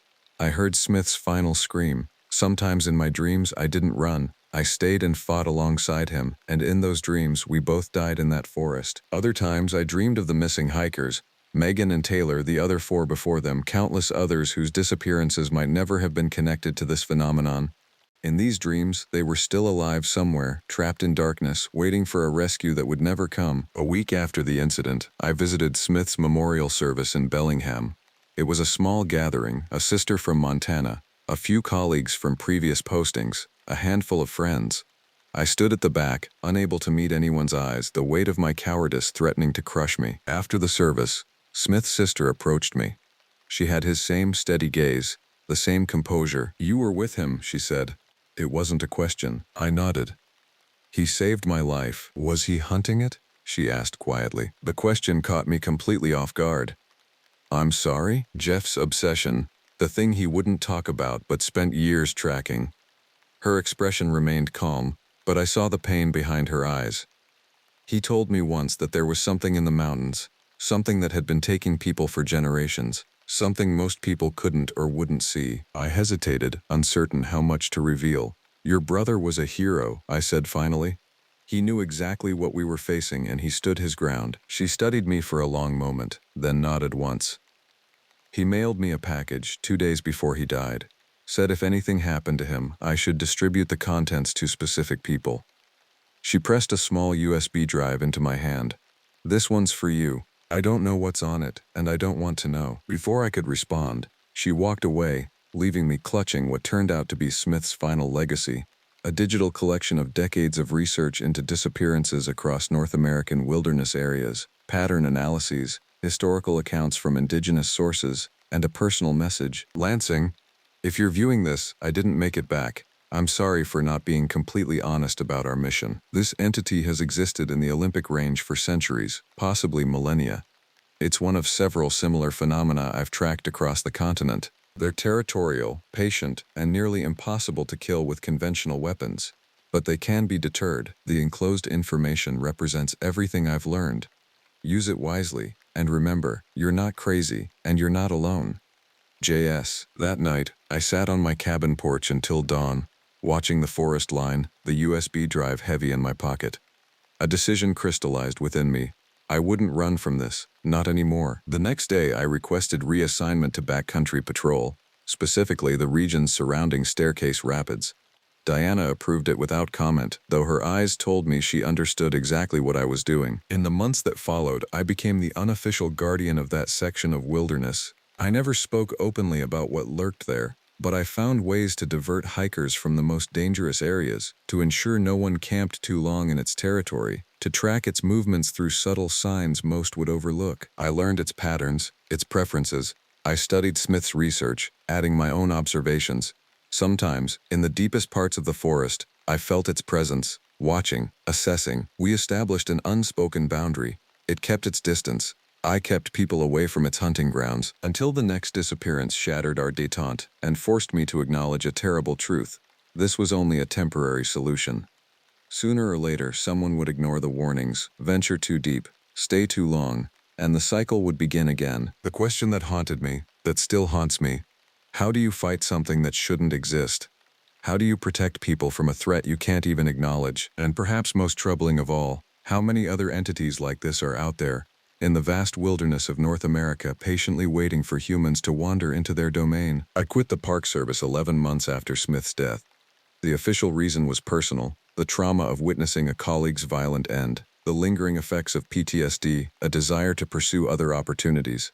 The truth, as always, was more complicated. On my last day, Diana Walker met me at the trailhead near Lake Crescent, away from the administrative buildings and curious ears. "You don't have to do this alone," she said as we walked along the shore. The mountains reflected perfectly in the still water. "I'm not leaving because I can't handle it," I replied. "I'm leaving because I can do more good outside the system." She nodded, unsurprised. Smith thought the same thing, before he decided to come back in. "The difference is, I'm not hunting it. Not directly." "Then what are you doing?" I considered how much to tell her. Diana had been a good supervisor, had protected me when questions about Smith's death became too pointed, had allowed me the freedom to patrol the areas I deemed most critical. But she was still bound by institutional constraints, by chains of command, by the need for explanations that fit neatly into existing paradigms. "I'm going to document everything," I said finally. "Every disappearance, every sighting, every territorial expansion. I'm going to create a record that can't be ignored or explained away. And then I'm going to find others who have seen what I've seen, what Smith saw. Because this thing in Olympic isn't unique, it's part of something larger." Diana stopped walking, turning to face me directly. "Be careful, Ira, not just of what's in the forest, but of what this obsession might do to you." "It's not an obsession," I insisted. "It's a responsibility." "That's exactly what Smith said," she sighed. "Whatever you're planning, don't disappear too completely. Some of us still care what happens to you." I promised to stay in touch, and I have, in my way.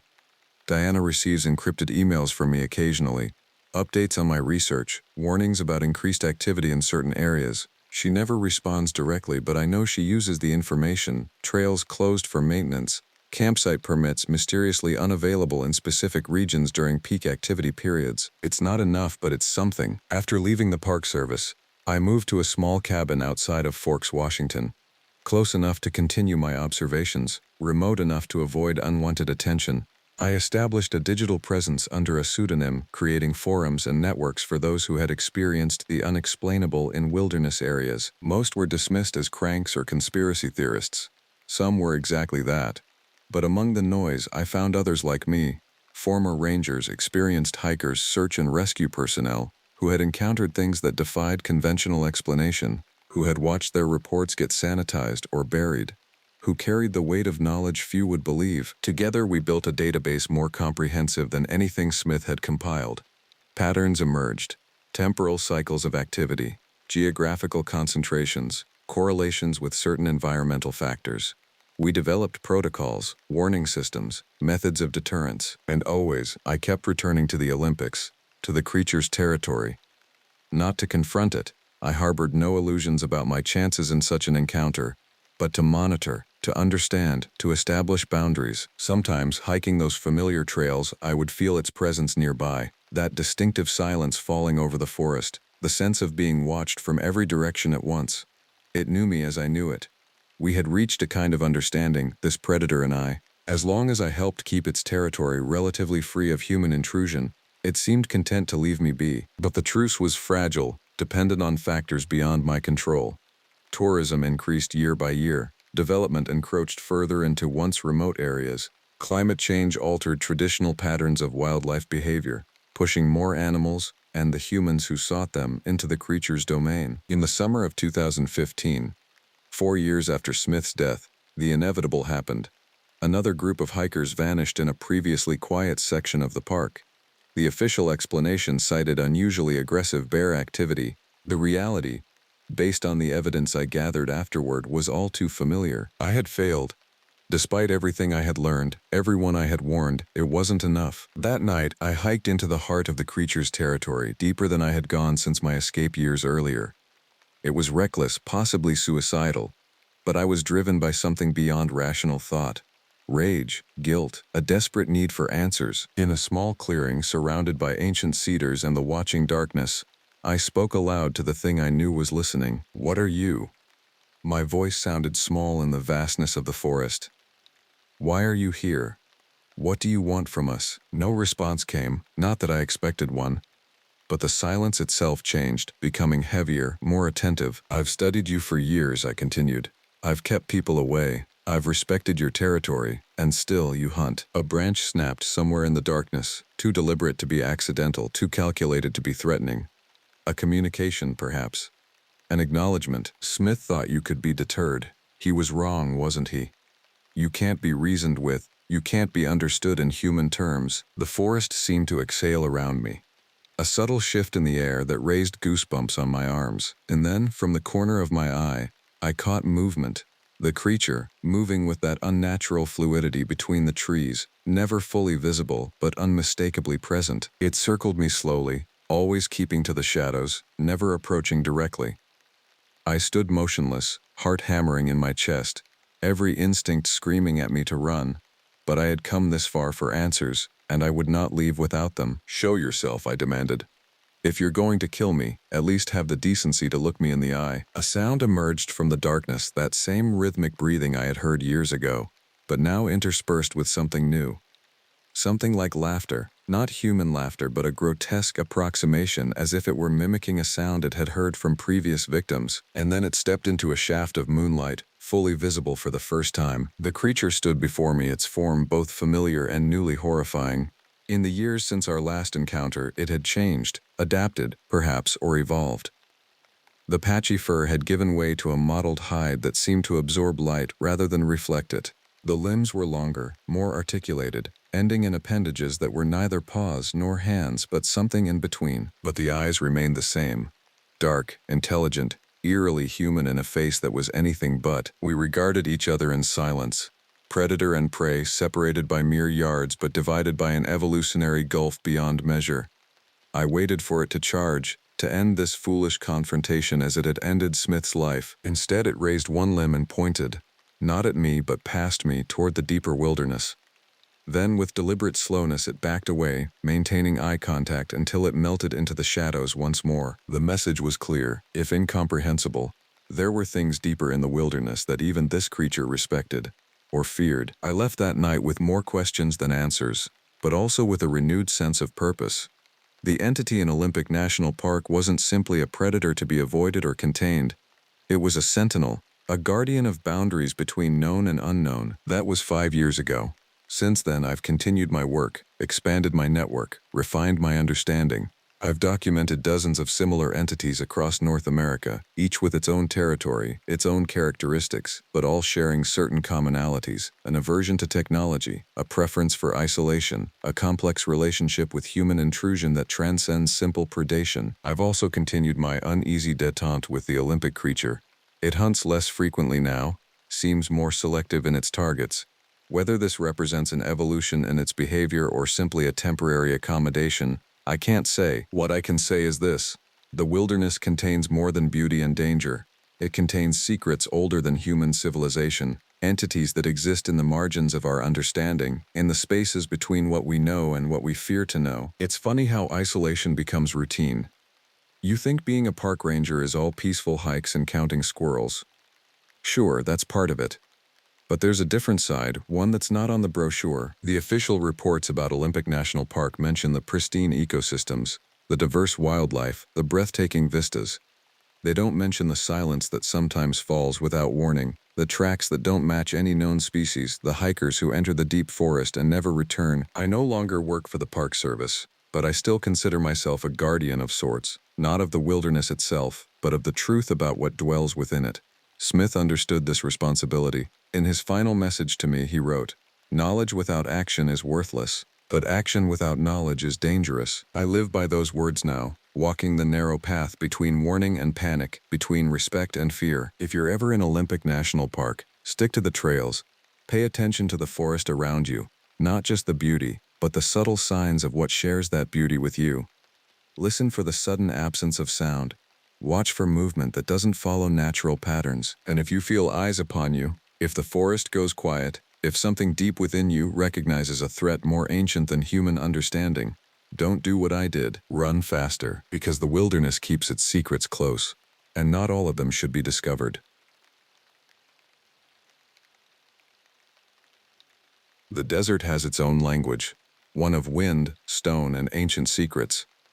After 20 years navigating its labyrinthine canyons and unforgiving terrain, I've learned to interpret its warnings better than most. My name is Miguel Vasquez, and I've spent most of my adult life guiding others through the wildest, most dangerous places in the Southwest. As a search and rescue specialist with the Bureau of Land Management, I've pulled countless tourists and experienced hikers alike from the jaws of nature's indifference, or at least I used to. These days I try to avoid the canyons. They're beautiful, sure, cathedral walls of red sandstone stretching toward a merciless blue sky, but they're also full of secrets that don't want to be found. It was the summer of 1983, during a heat wave so brutal that even the lizards were hiding in the shade. That's when I got a call from an old colleague, Marcus Bennett, asking me to guide a research team into a restricted part of Canyonlands National Park. I didn't want to go. Something about the place felt wrong, even before I set foot there. The locals, particularly the Navajo and Ute elders, had given it a wide berth for generations. After the earthquake 3 months prior, even the park rangers limited their patrols in that section. But they offered good money, and after being suspended for a year following an incident I still couldn't fully explain, I figured it was time to get back to work. "You're the only one qualified for this, Miguel," Marcus had said, his voice crackling over the phone line. 4 days in and out, simple reconnaissance and documentation. Nothing in those canyons is ever simple. The team consisted of 4 people. Dr. Diane Foster, an anthropologist with a sharp tongue and an obsession with ancient petroglyphs. She had the determined gait of someone who'd spent years proving herself in male-dominated academic circles. Her eyes lit up whenever she spoke about her research, hands gesturing emphatically as if conducting an invisible orchestra. Anthony Williams was her quiet graduate student, who seemed more comfortable with books than people. He carried a leather-bound journal everywhere, sketching petroglyphs with remarkable precision. His fingers were perpetually stained with ink, and he had a habit of muttering to himself in what sounded like Navajo, though he wasn't native himself. Professor James Harrington was an archaeologist who had a habit of keeping secrets. I'd heard rumors about him. Artifacts disappearing from dig sites, indigenous burial grounds disturbed despite protests. His reputation preceded him, but his credentials were impeccable. He moved with the confidence of someone used to taking what he wanted. Ranger Kyle Peterson rounded out the group. New to the area and clearly resentful of being assigned to babysit, as he called it, he didn't care much for local customs or warnings. His uniform was always perfectly pressed, his boots spotless despite the dusty terrain. He followed regulations to the letter but lacked the respect for the land that came with experience. From the moment we arrived at the canyon entrance, I felt uneasy. The sandstone formations towered over us like silent giants, their shadows stretching across the ground in strange patterns. The air was thick with dust from the recent storms, making it hard to breathe or see too far ahead. Even the usual desert sounds, the whisper of wind, the occasional call of a hawk, seemed muted, as if something was absorbing them. "You sure this is the right place?" Peterson asked, adjusting his ranger hat. "Doesn't look like anything special." Dr. Foster nodded emphatically. The earthquake revealed passages that haven't been explored in centuries. Satellite imagery showed structures consistent with ancient Anasazi settlements. As we hiked deeper into the restricted section, the canyon walls closed in around us. The temperature dropped noticeably, despite the summer heat. We found the first petroglyphs carved into a smooth section of rock, ancient symbols that seemed to tell stories about shapeshifters and rituals. Some depicted figures that were half human, half animal, Others showed human-like forms with blank faces. Williams translated some of them for us, his voice growing increasingly hesitant. This section warns about boundary keepers, spirits that guard the threshold between worlds.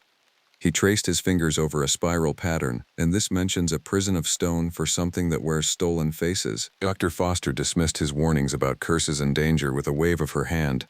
Every culture has its bogeymen, Anthony. These are metaphorical references, not literal warnings. She was determined to keep going, no matter what we found. One evening, as we set up camp near a newly uncovered rock formation that looked like an altar, things started getting strange. The wind picked up suddenly, carrying whispers that seemed to come from all directions. I couldn't make out the words, but they prickled the hair on the back of my neck. When we woke up the next morning, our equipment had been rearranged into patterns none of us recognized. Circles and lines that reminded me of Navajo stories my grandfather used to tell about forbidden places. My grandmother's people had maps of the desert that weren't just about geography, but about spiritual boundaries, places where the veil between worlds was thin. I couldn't shake the feeling that I'd been here before, not physically but in my nightmares. Since childhood, I'd dreamed of being hunted through canyons just like these by something I could never quite see. Now those dreams felt closer than ever, like premonitions rather than nightmares. The locals had warned us not to enter this canyon after the earthquake shifted the land months ago. They said boundaries had been broken, boundaries that should never be crossed, but Ranger Peterson laughed off their warnings and even took a small artifact from one of the sites, a smooth stone with a spiral carved into it. Despite my protests, "It's just a rock," he said, slipping it into his pocket. "Don't tell me you believe in ghost stories, Vasquez." That night, as we sat around the campfire trying to make sense of everything we'd seen so far, we heard something that froze us in place, our own voices echoing back from deeper in the canyon, perfect mimicry of conversations we'd had earlier that day, but there was no one else out there, no one who could have recorded us, no caves or formations that could create such precise echoes. I didn't sleep that night. None of us did. The stars overhead seemed dimmer than usual, as if something was absorbing their light. I kept feeling like there were eyes on me, watching from the darkness between the rocks. The next morning, Peterson was gone. His sleeping bag was empty, and his boots were still by the fire. It was like he just vanished into thin air. We searched the area, calling his name, but the only thing we found was his ranger hat. It was sitting on a flat rock, filled with sand. The sand wasn't random. It was carefully arranged by color, from light to dark, like someone had taken their time to create it. Harrington examined it with a frown. "I've seen this before, in the Four Corners region. It's a sign." "A sign of what?" Williams asked, his voice tight with fear. Harrington didn't answer, but his expression told me everything I needed to know. Whatever had taken Peterson wasn't human. Foster insisted we keep looking for Peterson, but I could tell she wasn't as worried about him as she was about her research. She kept glancing at the petroglyphs and muttering to herself about migration patterns and rituals. Her ambition was blinding her to the danger. Williams, on the other hand, looked pale as a ghost. He'd been translating more of the symbols and had found something that clearly scared him. His hands trembled as he flipped through pages of his journal. "They talk about creatures," he said quietly as we walked, voice barely above a whisper. "Things that can steal your shadow before they steal your skin." I didn't say anything, but my stomach dropped. My grandfather used to tell stories like that about skinwalkers, shapeshifters bound to sacred lands. According to the stories, they could take the form of animals or people after they killed them. I'd always thought they were just stories meant to keep kids from wandering too far into the desert. But now, I wasn't so sure. By midday we found Peterson, or at least what was left of him. He was sitting against a rock wall, staring straight ahead with empty eyes. His skin looked wrong, stretched too tight over his bones, like it didn't quite fit anymore. His ranger uniform was immaculate, not a speck of dust on it despite spending a night in the desert. He didn't respond when we called his name, or shook his shoulder. It was like he wasn't really there. "Severe dehydration," Dr. Foster suggested, though her voice lacked conviction. "Maybe heat stroke." But I'd seen heat stroke before. This was something else entirely. Peterson's eyes tracked movement, but there was nothing behind them. No recognition, no humanity, just emptiness. We carried him back to camp, taking turns supporting his weight. Though he could walk when prompted, his movements were mechanical, like a marionette on strings. Williams kept glancing at Peterson like he expected him to suddenly move or speak on his own. But Dr. Foster brushed it off, her scientific mind desperately searching for rational explanations. "We'll get him out of here tomorrow. she said firmly, her voice betraying no room for argument. That night, things got worse. It started with the cameras. Williams had set up a few around the camp to document our work and create a record of the petroglyphs. But when he checked them after dinner, the footage didn't make sense. There were clips of us walking in places we'd never been, standing in front of petroglyphs we hadn't seen yet. And then there were moments where one of us would look directly into the camera with a blank expression before disappearing from view. "I didn't go there," Williams whispered, staring at the screen. "That's not me. I didn't."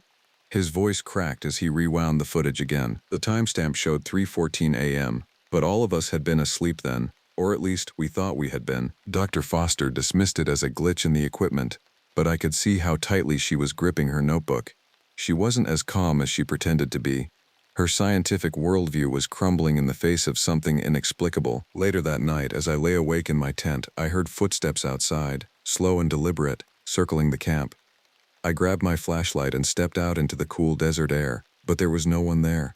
The canyon walls loomed around us like silent sentinels, their shadows twisting in the moonlight. And then I saw it. Someone standing on the canyon rim above us. At first I thought it was Peterson, but when I shined my flashlight up there, my heart stopped. It wasn't Peterson, it was me. The figure stood perfectly still, staring down at me with an expressionless face. It looked exactly like me. Same clothes, same build, but something was off. Its movements weren't natural. They were too smooth, too fluid, like it wasn't used to having a human body. I blinked, and it was gone. The next morning, Williams showed me his journal. There were pages written in his handwriting that he swore he hadn't written. Pages filled with strange symbols and warnings about shadows that walk. Some of the text was in a language none of us recognized, yet it was definitely his penmanship. "I didn't write this," he said, voice shaking. "I don't even remember what these symbols mean, but they're in my handwriting." Foster ignored him and focused on a particular petroglyph that seemed to show a transformation ritual. She became obsessed with it, tracing her fingers over the carvings again and again, muttering equations and dates under her breath. Meanwhile, Peterson sat motionless by the fire, his skin looking worse by the hour. It had a waxy quality now, and occasionally it seemed to shift slightly, as if whatever was beneath it was adjusting itself. By now, even Harrington seemed uneasy. He finally admitted that he'd been to sites like this before, and that people had disappeared after taking artifacts or disturbing sacred ground. "We shouldn't be here," he said quietly, as we packed up camp to move deeper into the canyon. "There are things in these places older than we can imagine, things that don't appreciate our presence." For once I agreed with him. My grandfather had always said some parts of the earth should remain undisturbed.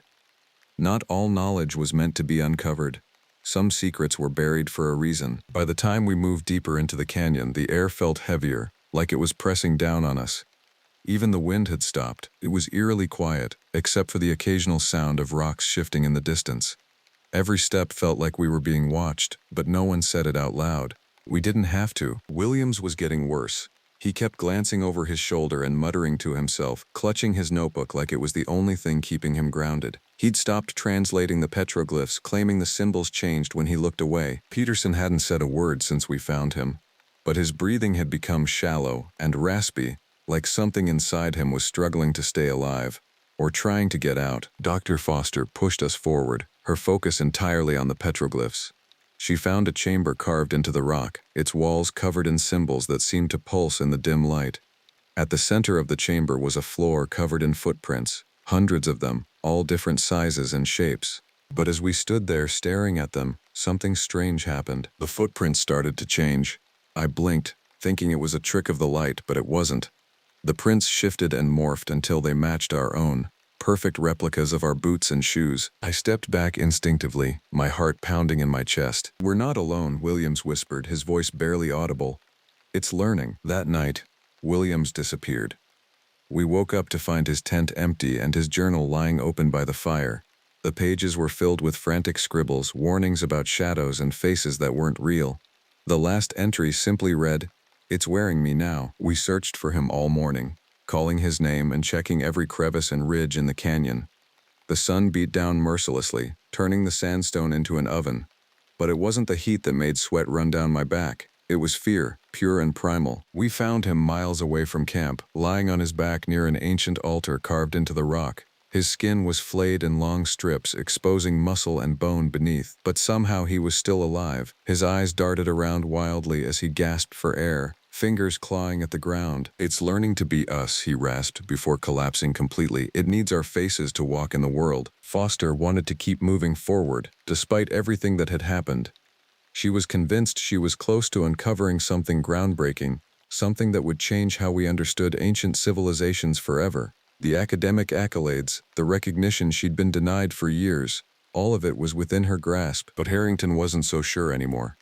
He pulled me aside as we packed up camp and admitted he'd been collecting artifacts from sites like this for years, artifacts that were rumored to be cursed. "I didn't believe it at first," he said quietly, his eyes darting around as if afraid of being overheard.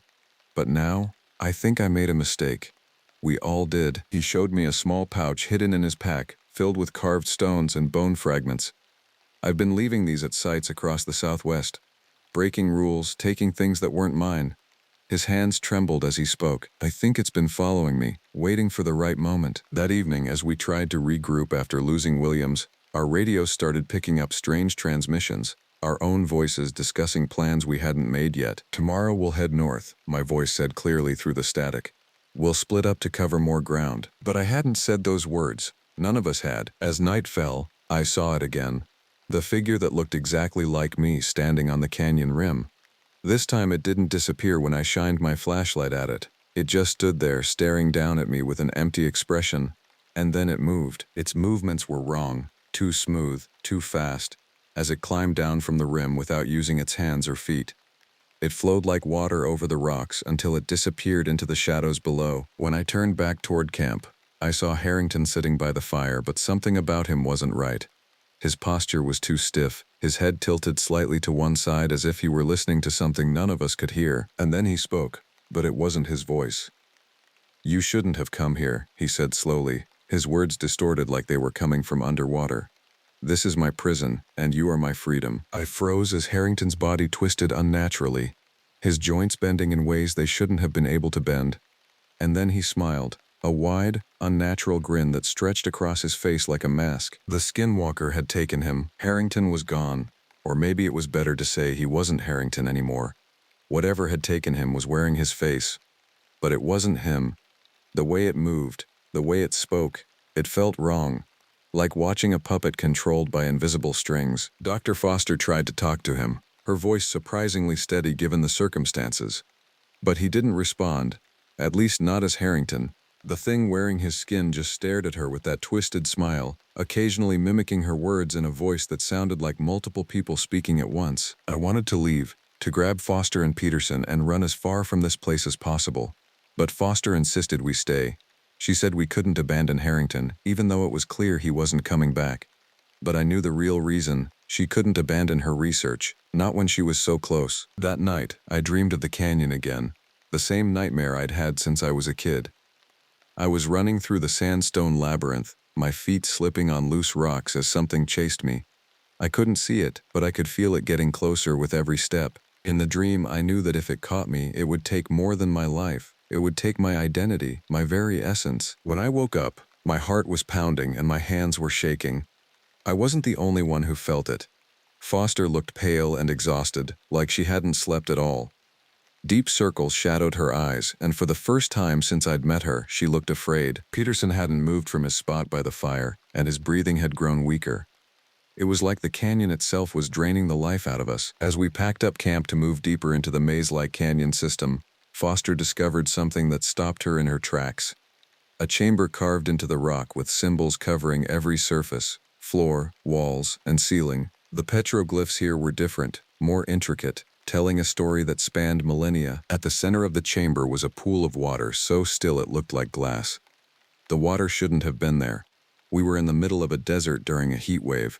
Yet it remained, unaffected by evaporation or the dust that coated everything else. Foster knelt by the edge and stared into her reflection.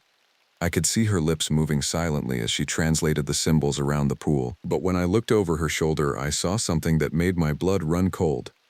Her reflection wasn't hers. It looked like her at first glance, but then I noticed the subtle differences. The eyes were too wide, the smile too sharp. It was watching her with an intensity that made my skin crawl. "Don't touch it," I said quickly, pulling her back from the edge. She snapped out of whatever trance she'd been in and shook her head like she was trying to clear her thoughts. "It's just water," she muttered. but I could tell she didn't believe her own words. As we moved deeper into the canyon, things got worse. The walls seemed to shift around us, creating new paths where there hadn't been any before.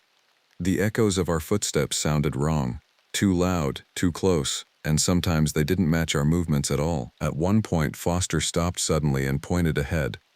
"There's someone up there," she whispered. I followed her gaze and saw a figure standing in the distance. It looked like Williams, his clothes, his posture. But when I called his name, he didn't respond. Instead, he turned slowly to face us, and my stomach dropped. It wasn't Williams. Its face was blank, smooth skin stretched over bone with no features at all. And then it started walking toward us with slow, deliberate steps. "Run," I said quietly, grabbing Foster's arm and pulling her back down the path. We ran blindly through the canyon until we couldn't hear its footsteps anymore. When we finally stopped to catch our breath, Foster turned to me with tears in her eyes. "I think it's trying to become us," she said softly. "It's learning how to be human." As night fell again, Foster discovered another chamber deep within the canyon, a room filled with carvings that seemed to tell a story about an ancient prison built to contain something powerful. Something that had existed since before humans walked the earth. She traced her fingers over the symbols and muttered under her breath about earthquakes breaking boundaries and rituals being forgotten. The more she translated, the more agitated she became. I remembered what my grandfather had told me when I was a kid. Stories about people who had abandoned their gods and paid the price for their arrogance.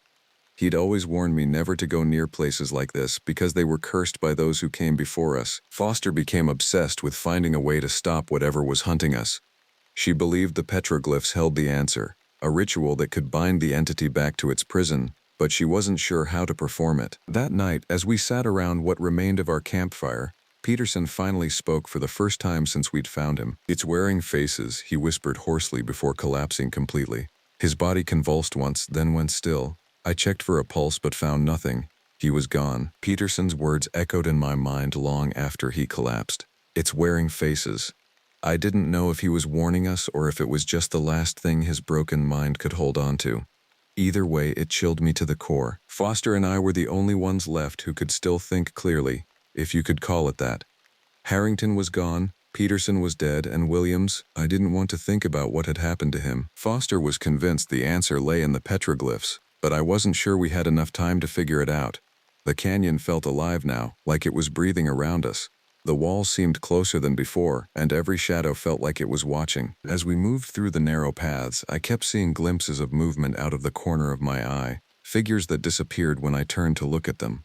Then I saw something that stopped me in my tracks. It was Foster standing ahead of me on the path. But Foster was also right next to me, clutching her notebook tightly. The figure ahead of us turned slowly, and I realized it wasn't her, it just looked like her. Its face was too smooth, its smile too wide. It tilted its head at an unnatural angle before stepping back into the shadows. Foster grabbed my arm. "We have to finish this," she said urgently. "Whatever this thing is, it's getting stronger." We finally reached the chamber she'd been looking for, the one with the massive petroglyph map carved into the walls. Foster ran her fingers over the symbols, muttering to herself as she pieced together fragments of the ritual. "It needs blood," she said finally, her voice trembling. "And words, prayers to bind it." I stared at her. "What kind of prayers?" "Navajo prayers," she said quietly, looking at me with a mixture of desperation and hope. "You know them, don't you?" I did. My grandfather had taught me when I was a boy, though I hadn't spoken them in years. The blessing way, the prayers for protection, the words to ward off evil. But before I could respond, we heard something behind us, a low, guttural sound that made my skin crawl. It was Harrington, or what used to be Harrington, standing in the doorway of the chamber. His body moved like a marionette, his limbs jerking unnaturally as he stepped closer. Foster shoved her notebook into my hands. "Go," she shouted. "I'll distract it." "No." I grabbed her arm, but she pulled away. "There's no time," she yelled, tears streaming down her face. "You have to finish this." Before I could stop her, she ran toward Harrington, or the thing wearing his face, screaming at it to follow her. It worked. The creature turned and lunged after her, leaving me alone in the chamber. I didn't want to leave her behind, but I knew she was right. If we didn't stop this thing now, none of us would make it out alive. I turned back to the petroglyphs and started reciting the prayers my grandfather had taught me. My voice shook at first, but as I kept going, something shifted in the air around me. The walls seemed to hum with energy, and the symbols on the rock began to glow faintly. The ground beneath me trembled as a deep rumble echoed through the canyon. a localized earthquake that felt like it was coming from inside the chamber itself. A crack appeared in the floor, revealing a deeper chamber below. And then it appeared. The skinwalker stepped into the light of the chamber, cycling through forms faster than my eyes could follow. Foster, Harrington, Peterson, Williams, even me. It moved closer with impossible fluidity, its face shifting constantly as if trying to decide which one would scare me most. "You can't stop me," it said in a voice that sounded like all of us speaking at once.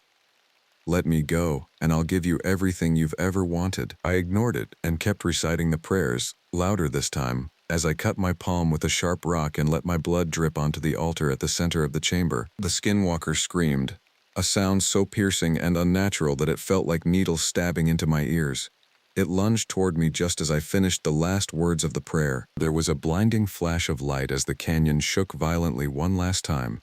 When I opened my eyes again, everything was still.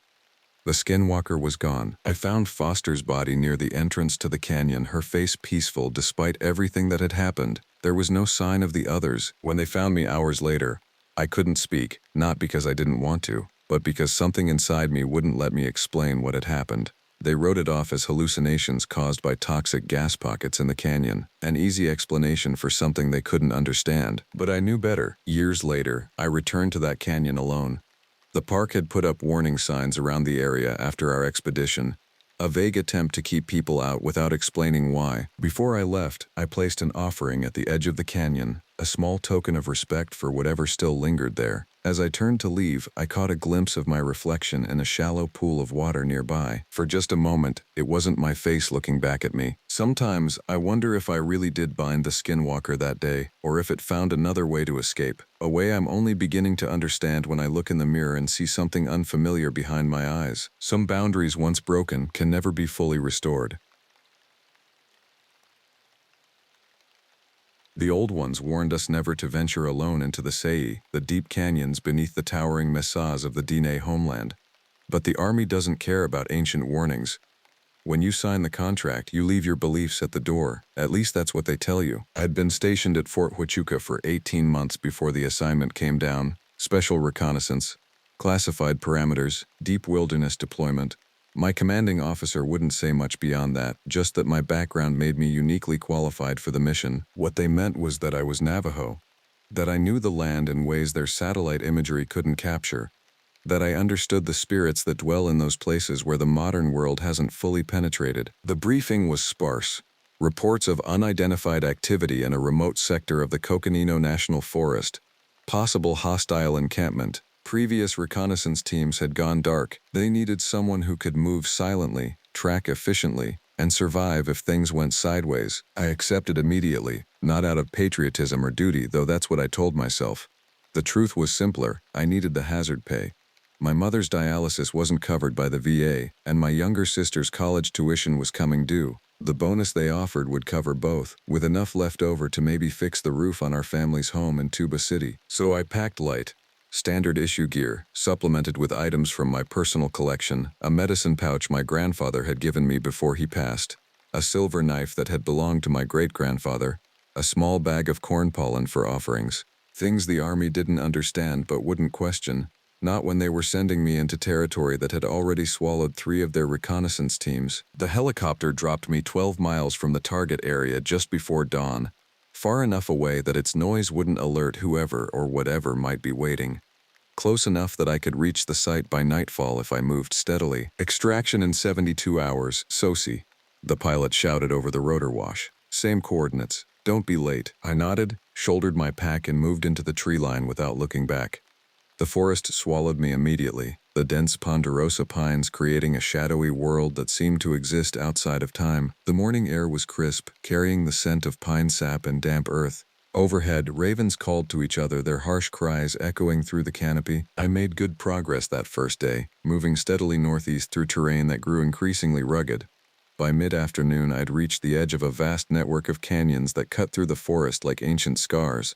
This was where things would get complicated. The first reports had placed the activity deep within one of these canyons, near what satellite imagery suggested might be a natural cave system. As the sun began its descent, I found a suitable vantage point and set up my observation equipment. Through high-powered binoculars, I scanned the shadowy depth below. Nothing moved except the occasional bird or small animal. But something felt wrong. The forest was too quiet, the animals too nervous. In my 29 years, I'd spent enough time in wild places to recognize when the natural order had been disturbed. As darkness fell, I prepared a small, sheltered camp. No fire. I wouldn't risk the light or smoke giving away my position. I ate a cold MRE and checked my equipment one last time before settling in for a few hours of rest. Sleep came uneasily, filled with fragmented dreams. My grandfather's voice speaking in Dinebizad, words I couldn't quite grasp. Dark shapes moving through the trees, and beneath it all, a low, rhythmic sound like distant drumming that seemed to come from the earth itself. I woke suddenly, every nerve alert. The forest around me was absolutely silent. No insects, no night birds, nothing. Then I heard it, a heavy footfall, not 20 yards away. Too heavy for a deer, too deliberate for a bear. I reached slowly for my rifle, eyes straining to penetrate the darkness beyond my small camp. The moon had risen, casting faint silver light through the trees, creating more shadows than illumination. Another footfall. Closer now. And with it came a smell, rank and wild, like wet fur and decay. Then I saw it, standing motionless between two massive pines, tall, impossibly tall, and broad. The silhouette was almost human, but wrong in ways that sent ice through my veins. No human stood 8 feet tall with shoulders half again as wide as a man's. For a long moment we regarded each other across the darkness. Then it made a sound, not quite a growl, not quite speech that seemed to reverberate through the ground beneath me. And I knew then what the old stories meant when they spoke of the Yeitso, the big giant that stalks the wilderness, the thing we've come to call Bigfoot. Dawn broke gray and misty over the canyon, revealing a landscape transformed by overnight fog. I'd moved my position after the encounter, hiking 2 miles southeast along the canyon rim, refusing to admit even to myself that I was retreating. The military intelligence briefing had mentioned nothing about cryptid encounters, but then again, what official document would? Growing up, I'd heard the stories. My grandmother Shimasani spoke of the tall ones who dwelled in the deep forests and canyons, beings that predated even the DNA. She called them those who walk between worlds, neither fully physical nor fully spirit. Her descriptions matched what glimpses I'd caught the night before. The massive frame, the powerful presence, the sense of ancient intelligence behind those eyes that had reflected moonlight like polished obsidian. But soldiers aren't paid to believe in monsters. I had a mission to complete, intelligence to gather. So I began my descent into the canyon, following a game trail that zigzagged down the steep slope. The fog provided cover, but also concealed potential dangers. I moved slowly, testing each foothold before committing my weight. My father had taught me to track before I could read, a skill honed through countless hunts across the reservation. Later, the Army had refined that ability, adding technical knowledge to instinctual understanding. Now I read the landscape like a book. Disturbed soil, broken twigs, displaced stones, all telling stories of what had passed this way. The trail revealed deer and coyote prints, but also something else. Large impressions partly obscured by the soft earth, but unmistakably bipedal. Each print was nearly twice the size of my own boot, with 5 distinct toe impressions. They led deeper into the canyon toward the target area. By midday, I'd reached the canyon floor. The fog had lifted, but the high walls blocked direct sunlight, casting everything in blue shadow. The temperature dropped noticeably as I moved forward, following a dry creek bed strewn with smooth river stones and fallen branches. Then something caught my eye, a flash of unnatural color against the earth tones of the canyon. I approached cautiously, rifle at the ready. Half buried in silt was a military-grade tactical flashlight, the kind standard issued to Army reconnaissance units. I excavated it carefully, examining it for damage or identifying marks. The battery was dead, but otherwise it appeared functional. Someone had dropped it, or had it taken from them. Not long ago, I continued forward with heightened awareness. The canyon narrowed, forcing me through a passage barely wide enough for my shoulders. As I emerged, I found myself in a wider space, a natural amphitheater of stone. At its far end, a dark opening yawned in the rock face, the cave entrance. Around it, the ground told a disturbing story. Multiple boot prints, military tread patterns led toward the entrance. None led away. I found scattered equipment, a canteen, a tactical radio with its antenna snapped, a torn backpack. No blood, no signs of a struggle, but the absence spoke volumes. Whatever had happened here had been swift and overwhelming. The cave mouth exhaled cool air that carried unfamiliar scents. Mineral dampness, yes, but also something musky and organic. I checked my GPS. This was the target area, the place I'd been sent to investigate. Whatever the previous teams had found, or whatever had found them, lay within that darkness. Protocol dictated I should document my findings and continue reconnaissance from a safe distance. But 3 teams had already disappeared, and their trail led into that cave. I couldn't leave without knowing why. I activated my tactical light, checked my sidearm, and approached the entrance. The walls inside were smooth, worn by ancient waters that had long since retreated deeper into the earth. The passage descended at a gentle angle, curving gradually to the right. I moved cautiously, alert for any sound or movement. 20 yards in, the passage widened into a chamber large enough that my light couldn't reach the far wall. Stalactites hung from the ceiling like stone daggers. The floor was relatively smooth, marked by small pools of collected water that reflected my light in brief, disorienting flashes. Then my light caught something unnatural. Geometric shapes too regular to be formed by geological processes. I approached slowly, keeping my breathing steady despite my racing heart. Carved into the stone wall was a series of petroglyphs. Some I recognized as similar to ancient Anasazi art. Spiral patterns, handprints, stylized animals. But others were unlike anything I'd seen in archaeological texts or museum exhibits. Elongated figures with disproportionate limbs, circular designs that seemed to represent celestial bodies.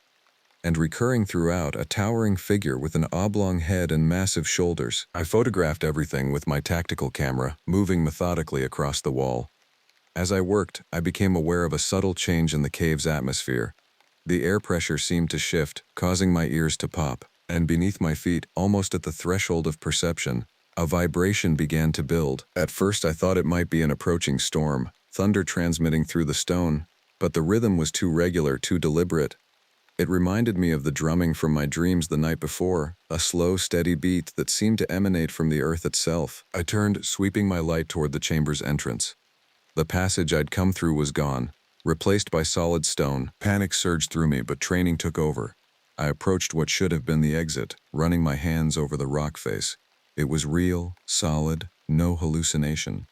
Either I'd become disoriented in the darkness, or something impossible had happened. The drumming grew louder, now accompanied by a low humming that seemed to vibrate in my chest cavity.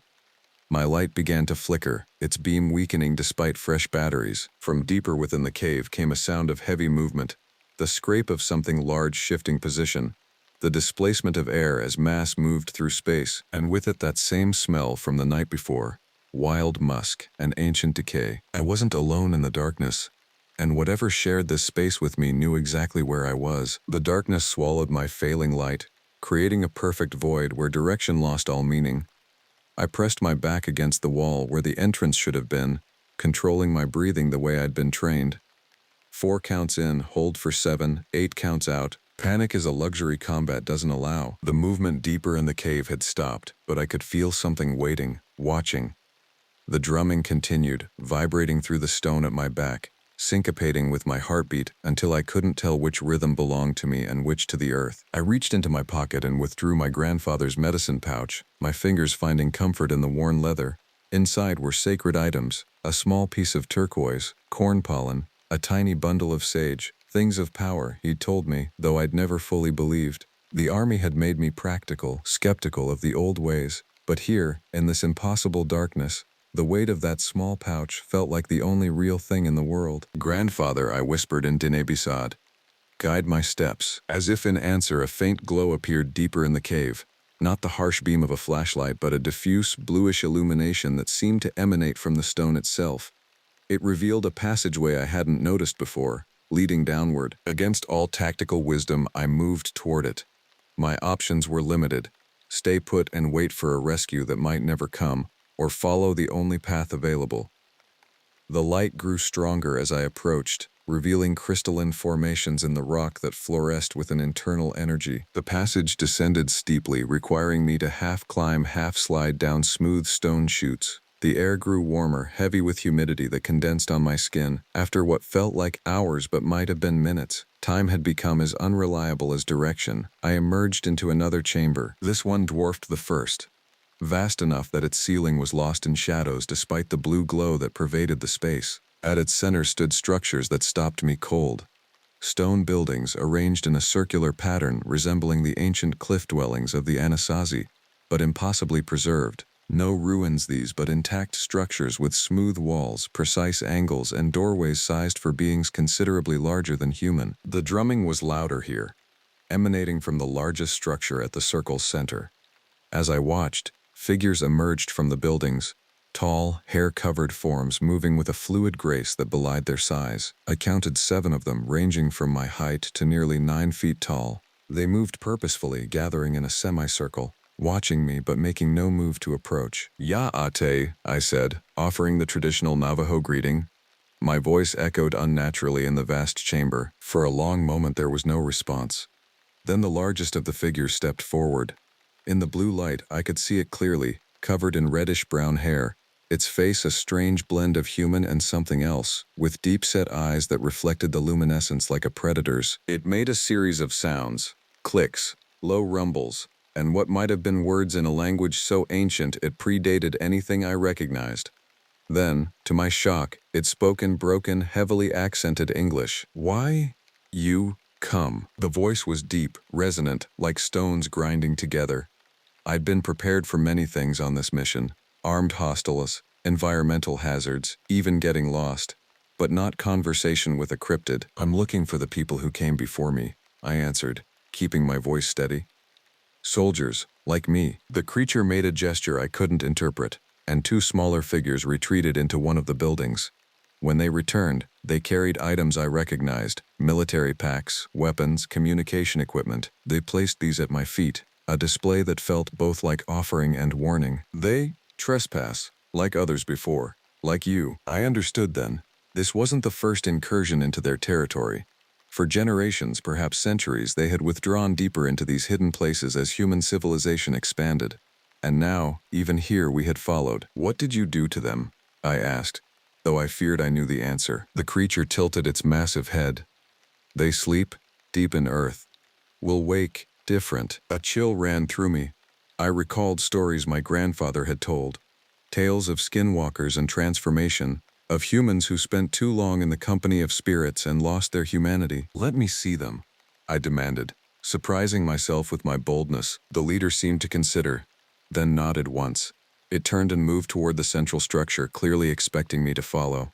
I did, aware of the others falling into step behind me, cutting off any possibility of retreat. The building's interior was illuminated by the same crystalline glow as the cavern. The space was simple but deliberately arranged: stone platforms that might serve as beds or tables, niches carved into walls containing unidentifiable objects, and at the center, a circular depression in the floor filled with clear water. The leader gestured toward this pool.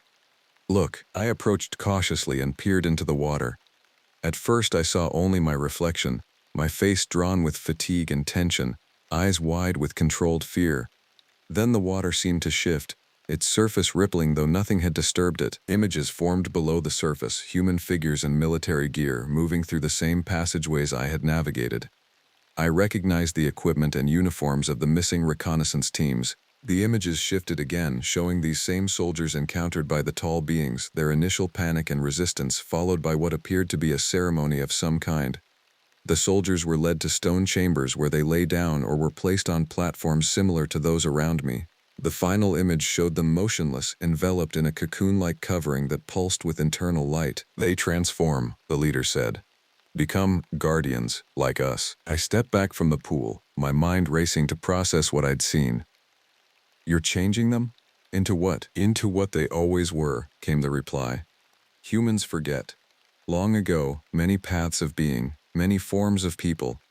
Your kind chose one way, we chose another." The implication was staggering. These weren't aliens or monsters, but divergent evolution, perhaps even deliberate divergence, a branch of humanity that had chosen separation and concealment over technological advancement. "My mission," I said, struggling to maintain professional focus, "is to report what happened to those soldiers, to bring them back if possible." The leader made a sound that might have been laughter. "Not possible. Process begun, cannot return to what they were." It gestured around the chamber. "You see our home, our last place. Above, your kind spreads like water, covers all. We retreat, no more places to go. I understood the dilemma with painful clarity. My duty was to complete my mission, to report what I'd found. But such a report would inevitably lead to more incursions, perhaps even attempts to study or capture these beings. Their sanctuary would be violated, their existence exposed to a world that had no place for them. "What will you do with me?" I asked finally. The leader studied me with those reflective eyes. "You choose. Stay, begin change. Or return, carry message." "What message?" "Tell your leaders this place death for humans. All who come are lost. No technology works, no path back found." It paused, seeming to choose its next words carefully. "Lie to protect truth. Understand?" I did understand. It was offering me a chance to protect them by becoming their messenger, by spreading a warning that would keep others away without revealing their true nature. A deception in service of preservation, and if I choose to stay, then join others. Sleep long sleep. Wake as guardian. Protect boundary between worlds. The drumming, which had faded to background awareness, suddenly intensified. The water in the pool began to ripple in response, and the crystals throughout the chamber pulsed brighter. "Choose now," the leader said. "Time between worlds grows short." Before I could respond, the ground beneath us shuddered. Dust and small stones fell from the ceiling. The other beings made sounds of alarm, moving restlessly. "What's happening?" I demanded. The leader's expression, though alien, conveyed unmistakable concern. "Others come, with machines that break Earth, seeking you. A rescue operation? Or another reconnaissance team sent when I failed to check in?" Either way, they were endangering not just themselves, but this hidden world and its inhabitants. I made my decision. Show me how to get back to the surface. I'll stop them. The leader regarded me intently, perhaps assessing my sincerity. Then it nodded once and gestured toward a passageway I hadn't noticed before. "This path leads up to canyon where sun shines. Go quickly." I gathered my equipment, including my camera with its photographic evidence. As I prepared to leave, the leader approached, extending one massive hand. In its palm lay a small object, a carved stone pendant in the shape of a stylized figure, half human, half something else. "Carry this. When danger comes in dark places, hold it. We will know. We will hear." I accepted the pendant, placing it carefully in my pocket alongside my grandfather's medicine pouch. Two talismans from two worlds, both now part of my story. "Grandfather's wisdom true," the leader said unexpectedly. "You listen to old blood, it saves you." Before I could ask how it knew about my grandfather or his teachings, the being turned away, rejoining its companions. The path before me began to glow more intensely, marking my route to the surface. I took one last look at the underground settlement, committing it to memory, a secret I would carry for the rest of my life.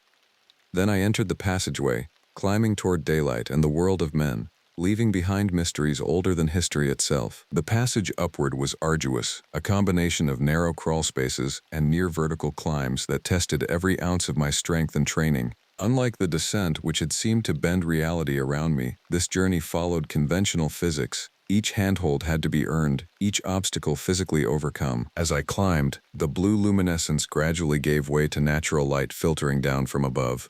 The air grew cooler, drier, carrying the scent of pine and desert sage. After what felt like hours, I emerged from a crevice in a rock face that I wouldn't have noticed from the outside, a hidden door to the underworld, disguised by nature and intention. I found myself in a narrow side canyon, different from where I'd entered the cave system. The sun was low in the western sky, suggesting late afternoon. How long had I been underground? My watch had stopped functioning. Another piece of technology rendered useless by whatever forces permeated that hidden realm. Checking my GPS unit confirmed my suspicions. It was dead too. I'd have to navigate by natural methods using the sun and landmarks to orient myself. First priority, locate whatever machines that break Earth the being had mentioned. If a rescue or recovery operation was underway, they'd likely approach from the direction of my original insertion point. I moved stealthily through the canyon, using the skills my father had taught me and the army had honed. The ground here told stories for those who knew how to read them. Recent disturbances in the soil, bent vegetation, displaced stones. Someone had passed through recently, heading northeast. Following these signs, I crested a ridge and dropped immediately to a prone position. In the valley below, a disturbing scene unfolded. Two military Humvees and a larger vehicle, some kind of mobile drilling platform, were positioned near an exposed rock face. Men in combat gear secured a perimeter while others operated equipment. They weren't standard army, Their uniforms lacked insignia and their movements suggested private military contractors rather than regular soldiers. Whatever they were doing, they worked with urgency. The drilling equipment emitted a high-pitched whine that echoed through the canyon, surely audible for miles. If the beings below could feel vibrations through stone, this operation must be like an earthquake to them. I needed to stop this, but direct confrontation would be suicide. Instead, I circled around to approach from above and behind their position, using the late afternoon shadows for cover. As I moved, I formulated a plan. Night was approaching. If I could disable their equipment and confuse their position after dark, they'd be forced to withdraw until morning. By then I could be at my extraction coordinates, ready to deliver the warning the being had requested. I waited for twilight, using the time to observe their operation and security patterns. The team consisted of 12 men, 4 on perimeter, 6 operating equipment, and 2 who appeared to be in charge, consulting maps and instruments. Their drilling had already created a significant opening in the rock face, but from my vantage point I could see they were still dozens of meters away from breaching the cavern system I'd visited. As darkness fell, they set up powerful lights and continued working. Perfect for my purposes, the harsh illumination would destroy their night vision and create deep shadows I could exploit. I moved into position above their rear vehicle, a fuel truck that supplied their generator. Military training is thorough. They'd taught me not just how to deploy explosives, but also how to disable vehicles in ways that appeared mechanical rather than sabotage. I descended silently during a particularly noisy drilling sequence. Under the truck, I located the fuel line and made a precise incision, not enough to cause immediate failure, but sufficient that vibration would eventually widen the cut, creating a steady leak. Then I retreated to the shadows and waited. 15 minutes later, the leak had created a substantial puddle. None of the preoccupied workers had noticed. I removed a signal flare from my pack, standard equipment for extraction emergencies. Striking it, I hurled it toward the fuel puddle, then immediately began moving to my secondary position. The flare ignited the fuel with a whoosh that escalated quickly into a substantial blaze. Shouts of alarm erupted as the fire spread to the vehicle. Men abandoned their posts, rushing to contain the situation. In the confusion, I approached the drilling equipment from the blind side. The operators had left their stations to assist with the fire. I worked quickly, accessing the control panel and executing a controlled shutdown sequence, followed by removing several crucial components and pocketing them. To casual inspection, the machine would appear intact, but it wouldn't function without significant repairs. By now, the fire had been contained, but had served its purpose. Their operation was in disarray, their equipment compromised, their night vision destroyed. I heard the leaders shouting orders to secure the perimeter, but in their confusion they established a defensive circle facing outward.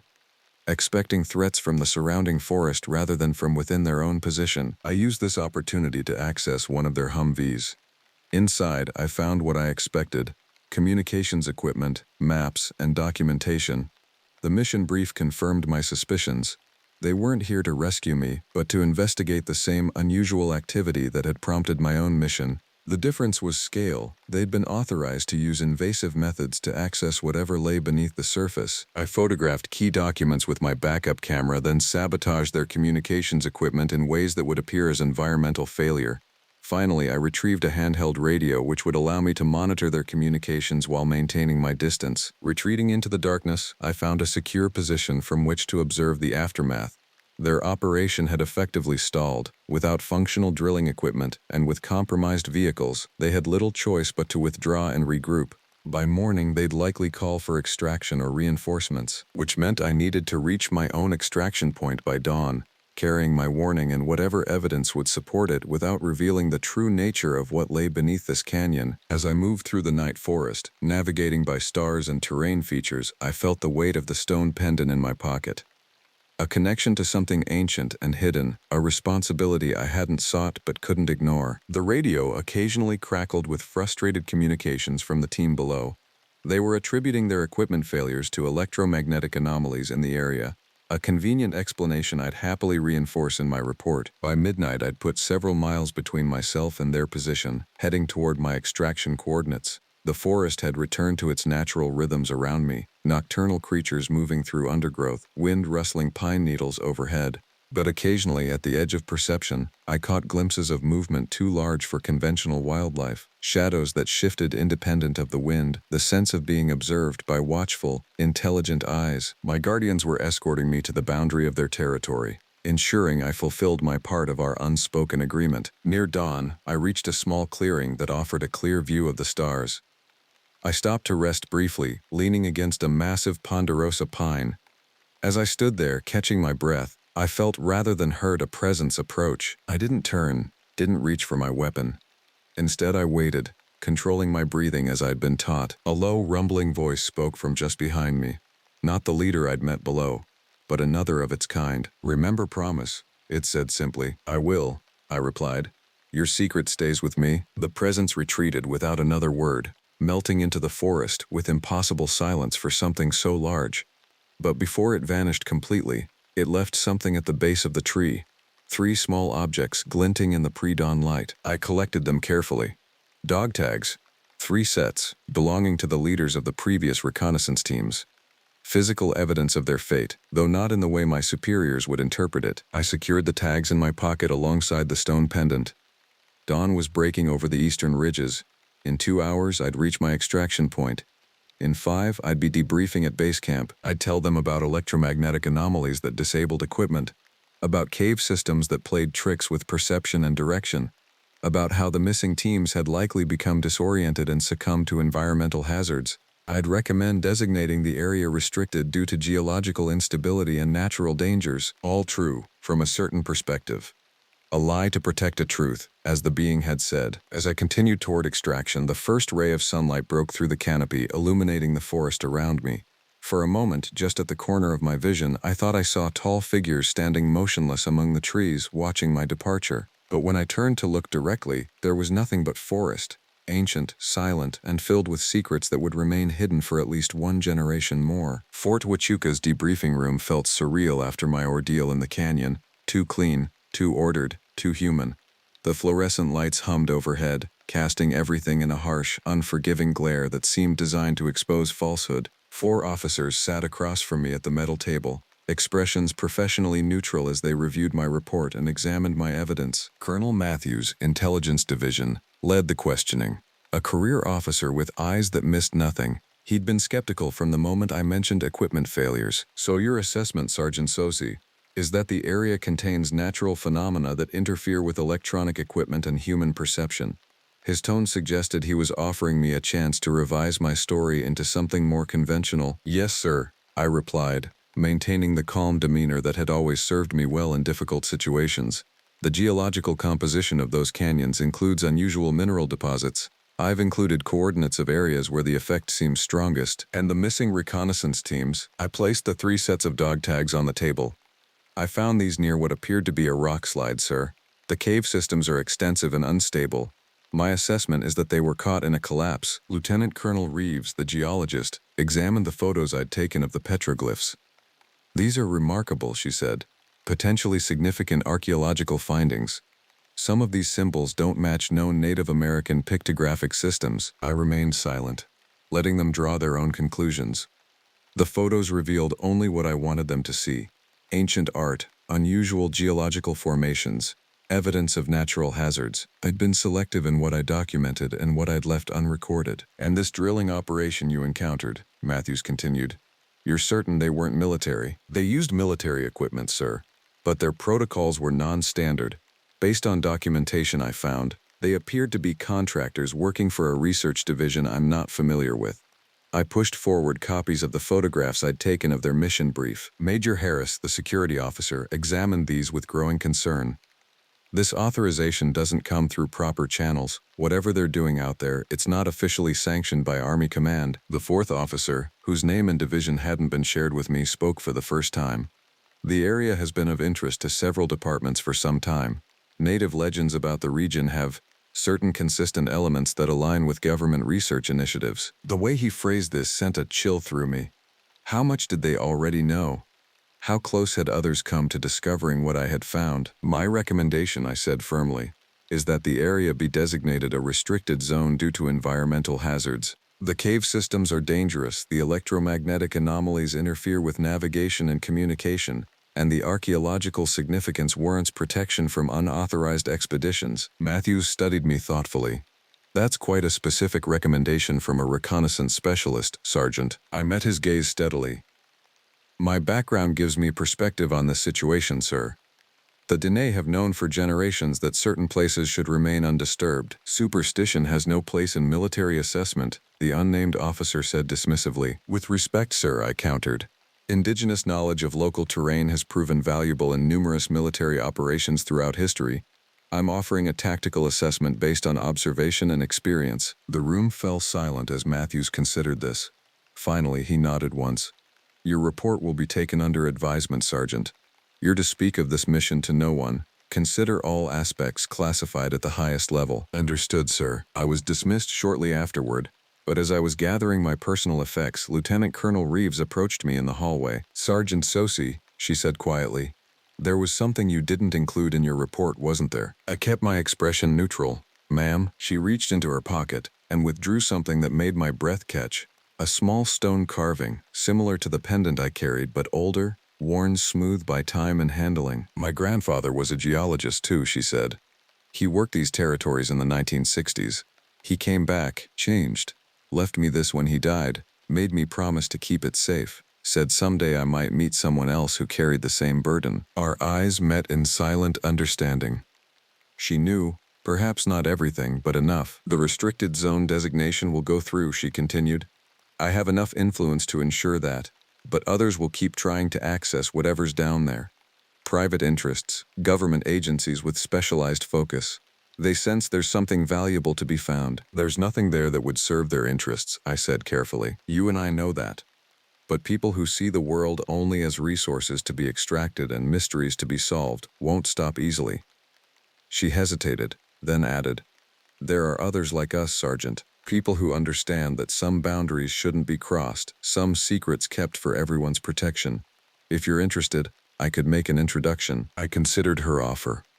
After what I'd experienced, returning to regular military duties seemed impossible. How could I go back to normal operations carrying the knowledge that our understanding of history, of humanity itself, was fundamentally incomplete? I'd appreciate that, ma'am. She nodded. Take some leave first. Process what you've seen. When you're ready, contact me. She handed me a card with only a phone number, no name or rank. This isn't official channels. After she left, I stood alone in the hallway, feeling the weight of the stone pendant in my pocket. I'd kept my promise to the beings below, protected their secret for now. But Reeves was right. Others would come, driven by curiosity or greed or the simple human need to know what lies beyond the next horizon. The battle to preserve their sanctuary had only begun. And somehow I'd become its reluctant guardian on the surface world. As I left the base that evening, the desert night embraced me with familiar warmth. The stars overhead seemed impossibly bright, each one a potential home to mysteries as profound as what I'd discovered beneath the canyon. My apartment in Sierra Vista felt foreign when I returned. Too small, too artificial.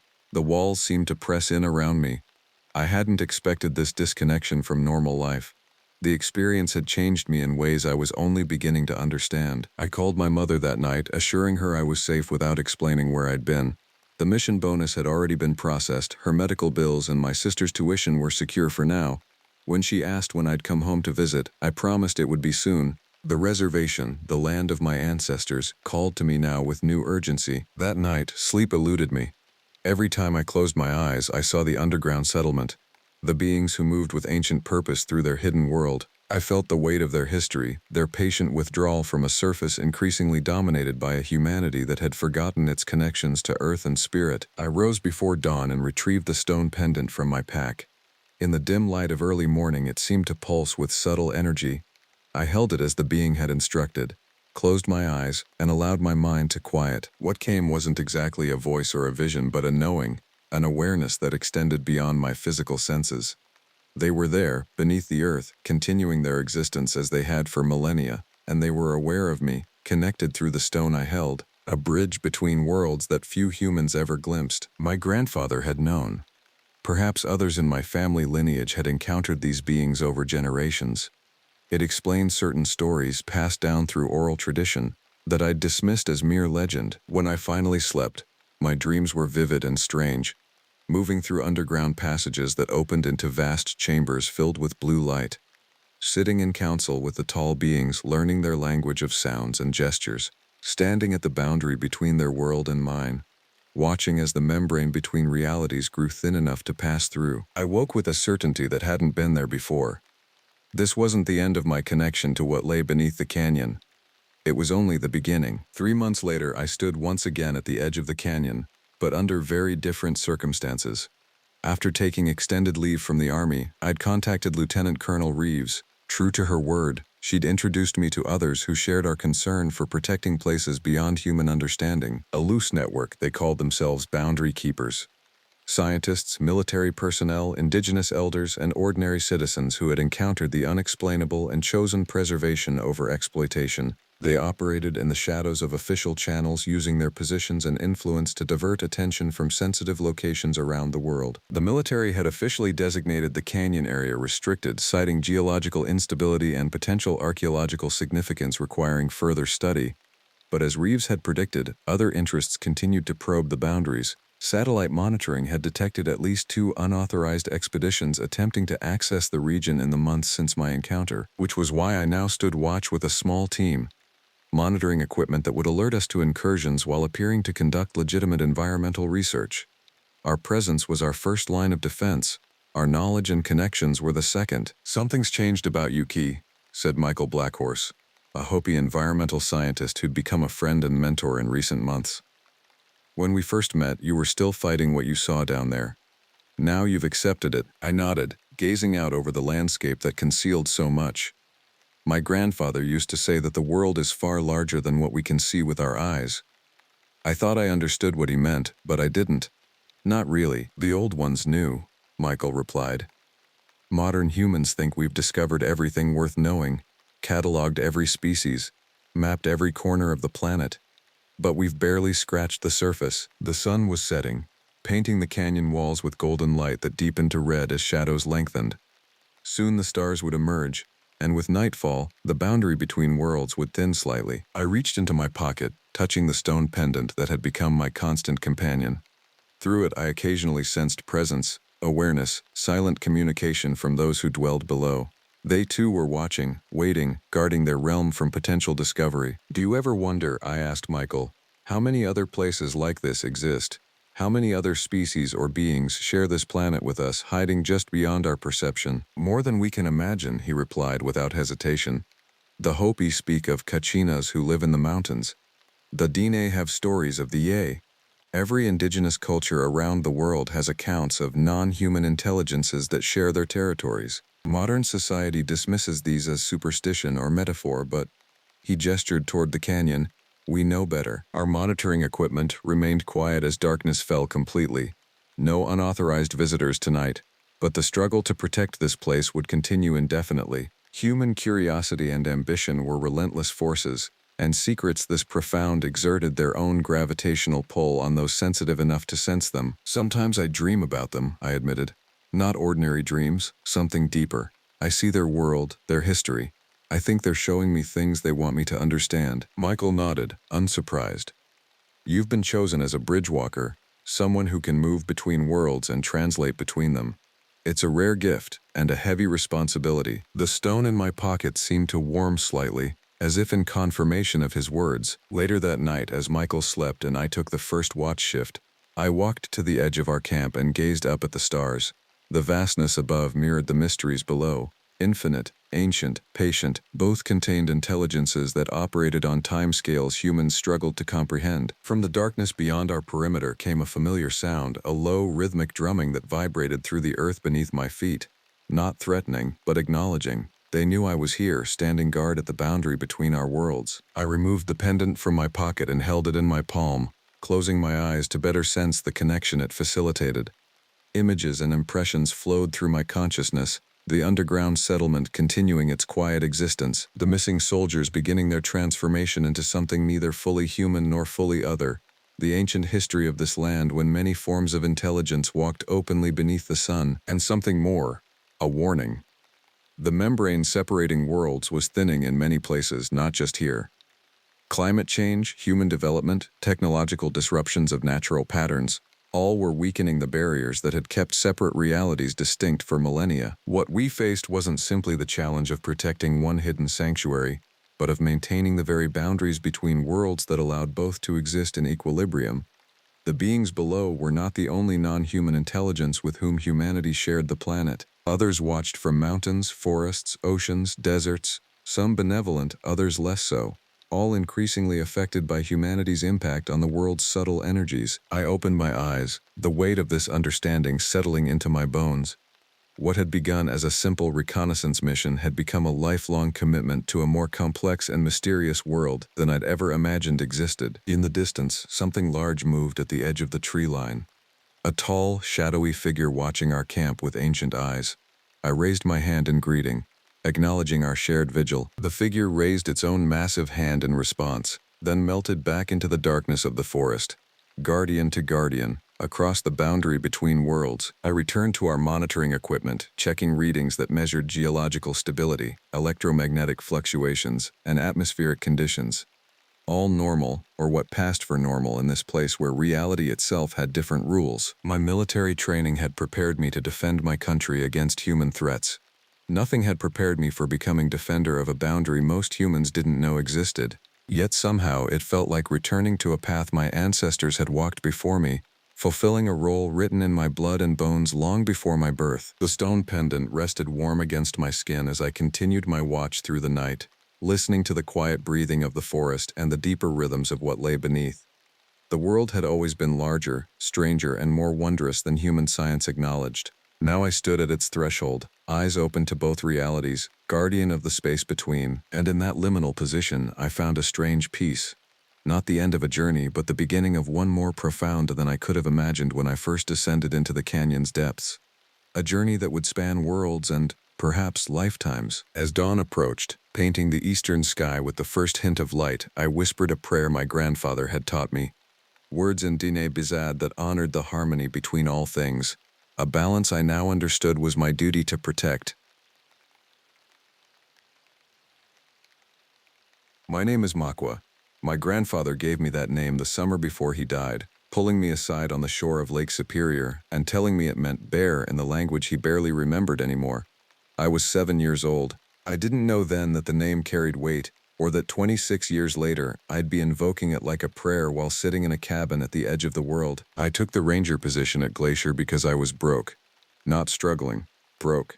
The kind of broke where your truck hasn't had an oil change in 18 months and you've worn the same pair of boots to 3 jobs. I drifted through Colorado for 5 years after the divorce. Work construction, tend bar, drive for one of those meal delivery services. Nothing stuck. Everyone could smell the failure on me. I'd been married to Iris for 7 years. The marriage lasted shorter than some seasons. She kept the house, I got the debt, and a lot of quiet time to think about what a waste I'd become. The position posted in late March. Glacier National Park needed a backcountry ranger for the remote cabin stations during late spring through early fall. The pay was $65,000 annual, housing provided. The catch was that it was isolated work. The ranger in that position would be responsible for a chain of 3 cabin stations scattered across the northern range, 5 to 15 miles from the nearest maintained trail. Resupply happened monthly by horse. Radio check-ins twice a week. You brought a satellite phone that barely worked. You learned to manage bears, report on trail conditions, assist lost hikers, and maintain equipment in a landscape that wanted you dead. The interview was a formality. The superintendent, a woman named Garrett, with the kind of weathered face that comes from 20 seasons in the mountains, looked at my resume and asked one question. Why do you want this? I told her the truth. I told her that I needed to work somewhere the past couldn't follow me, that I needed to be useful again, that I'd spent enough time being nobody in a series of Colorado strip malls and parking lots, and I wanted to do something that mattered even if nobody knew about it. She hired me on the spot. I arrived at Glacier in late April, when the roads were still messy with snow runoff and the park was just waking up.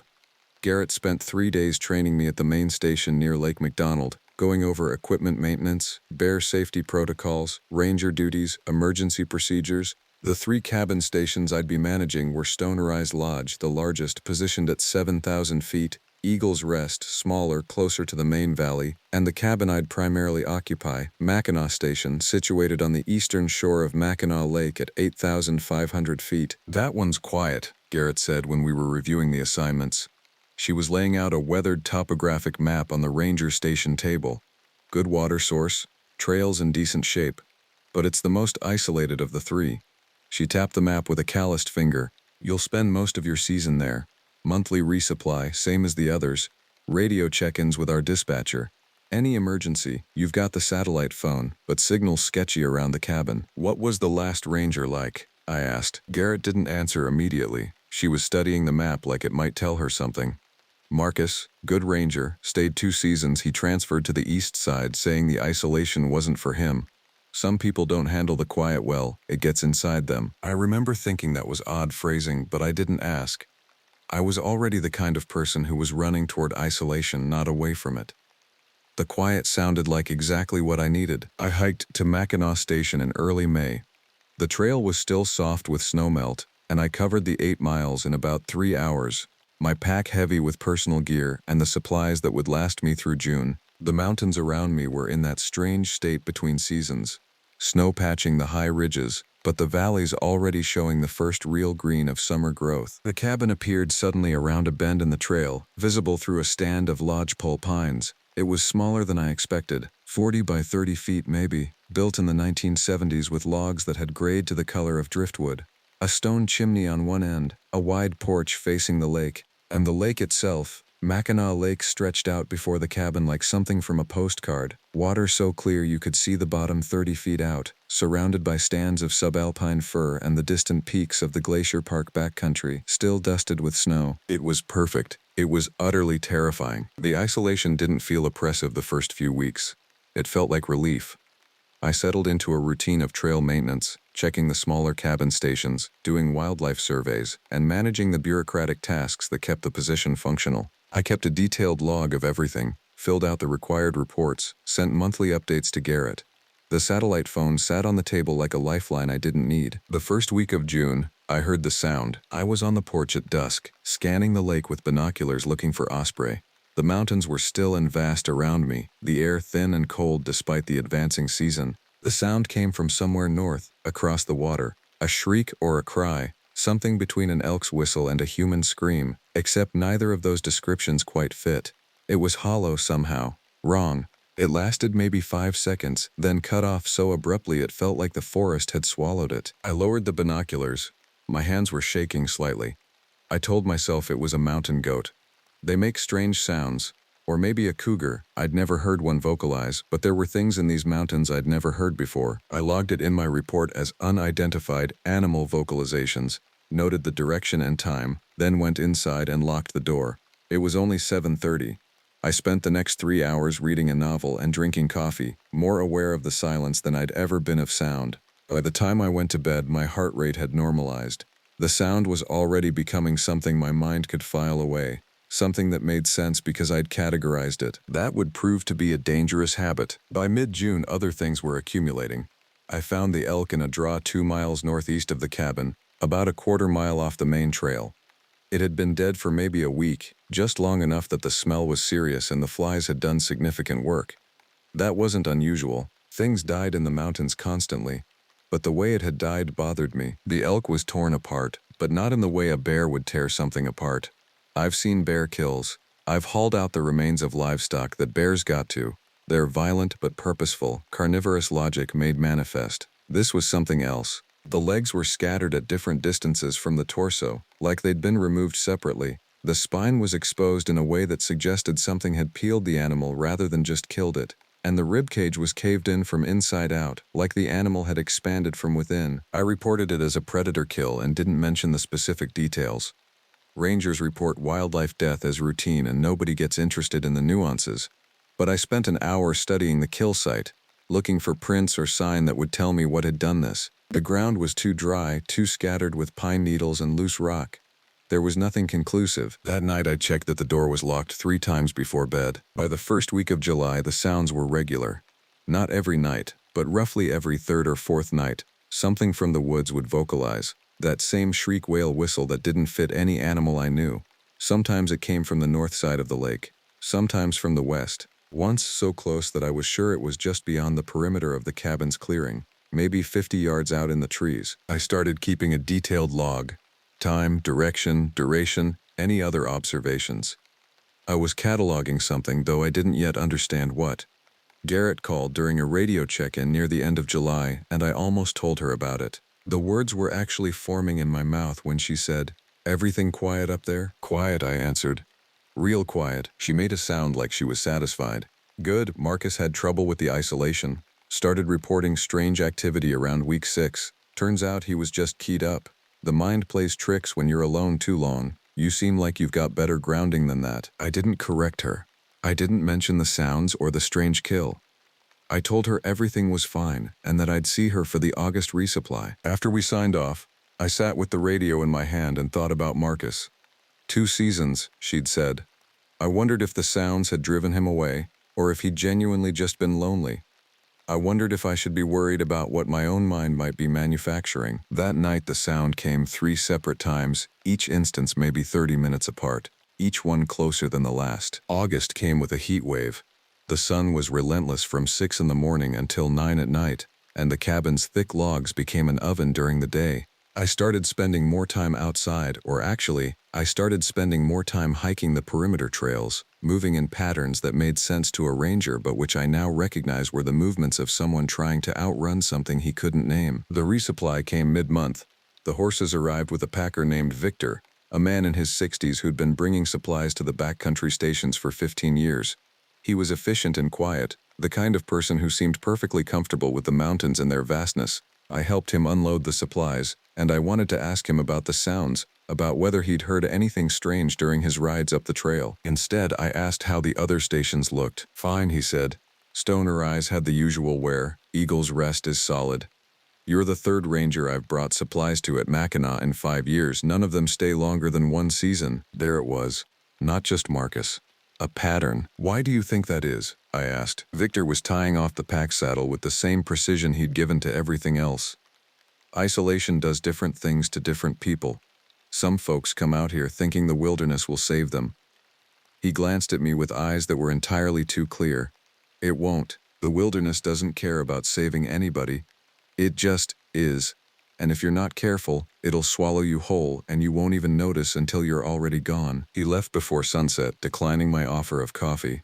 I stood on the porch and watched him ride out, the horses picking their way back down the trail with practiced ease, until the trees took them away from my sight. That night I did something I'd been avoiding. I turned on the satellite phone and called Iris. Hello? Her voice was cautious. She hadn't talked to me since the divorce was finalized, almost 2 years prior. It's me, I said. I know, it's strange. It's very strange, Makwa. I heard her use my full name. Not my given name, but the one I'd adopted as my own. I'm doing okay. I wanted you to know that. I'm doing better than I have in years. Good, she said, and I think she meant it. That's good. We talked for maybe 5 minutes. Nothing consequential. She was remarried. I wasn't surprised. She asked about my job, and I told her I was managing a ranger station at Glacier, and it was exactly what I needed. I didn't tell her about the sounds or the strange kill or the feeling I was developing that something in the woods was looking for me in particular. After we hung up, I felt steadier. I'd needed to hear a human voice outside of emergency protocols. I'd needed to know that there was still a me that existed beyond this cabin and this lake. August gave way to the first week of September, and the sounds stopped completely. 3 days, 4 days, 5 days of pure silence. I actually found myself anxious about it, waiting for the next vocalization like I'd been waiting for some kind of answer. Instead, I found the tracks. I'd been hiking the eastern shore of the lake, checking on a trail that was supposed to be maintained but that I hadn't visited in 6 weeks. The morning was cool, the air crisp in the way that meant fall was already beginning its work in the high country. I came around a wide bend where the trail ran close to the water, and the tracks were just there, pressed into the soft ground near the shore. They were roughly humanoid. That's the best description I can give. If I squinted in the right way, I could convince myself they were human, the prints of a barefoot person walking along the shoreline. But the proportions were wrong, the stride was wrong, the depth of the impression was wrong. Whoever or whatever had made these tracks was heavy, heavier than any human should be, and the spacing suggested movement that was too fluid, too wrong. The tracks ran for nearly 200 yards along the shoreline, heading north, and then they stopped. Simply ended where the ground became rocky and didn't hold impressions anymore. I followed them for half an hour, trying to understand what I was seeing, trying to force my brain to interpret them in a way that made sense. It was there, at the point where the tracks disappeared, that I found the dead hiker. His name was Devin Reeves, according to the Park Service report that I was required to file. He was 43, from Iowa, and he'd gone missing 3 days prior from the Gunsight Pass Trail. Search and rescue had been looking for him, but Mackinac Lake is a vast area with dozens of possible routes, and they'd concentrated their search on the main trail corridors. He wasn't supposed to have come this far north. The body was positioned just above the waterline, partially in the water, partially on the shore. He'd been in the water long enough that decomposition had begun, the skin slipping from his fingers like gloves. But what held my attention was how he'd died. His chest had been opened, not gored, opened.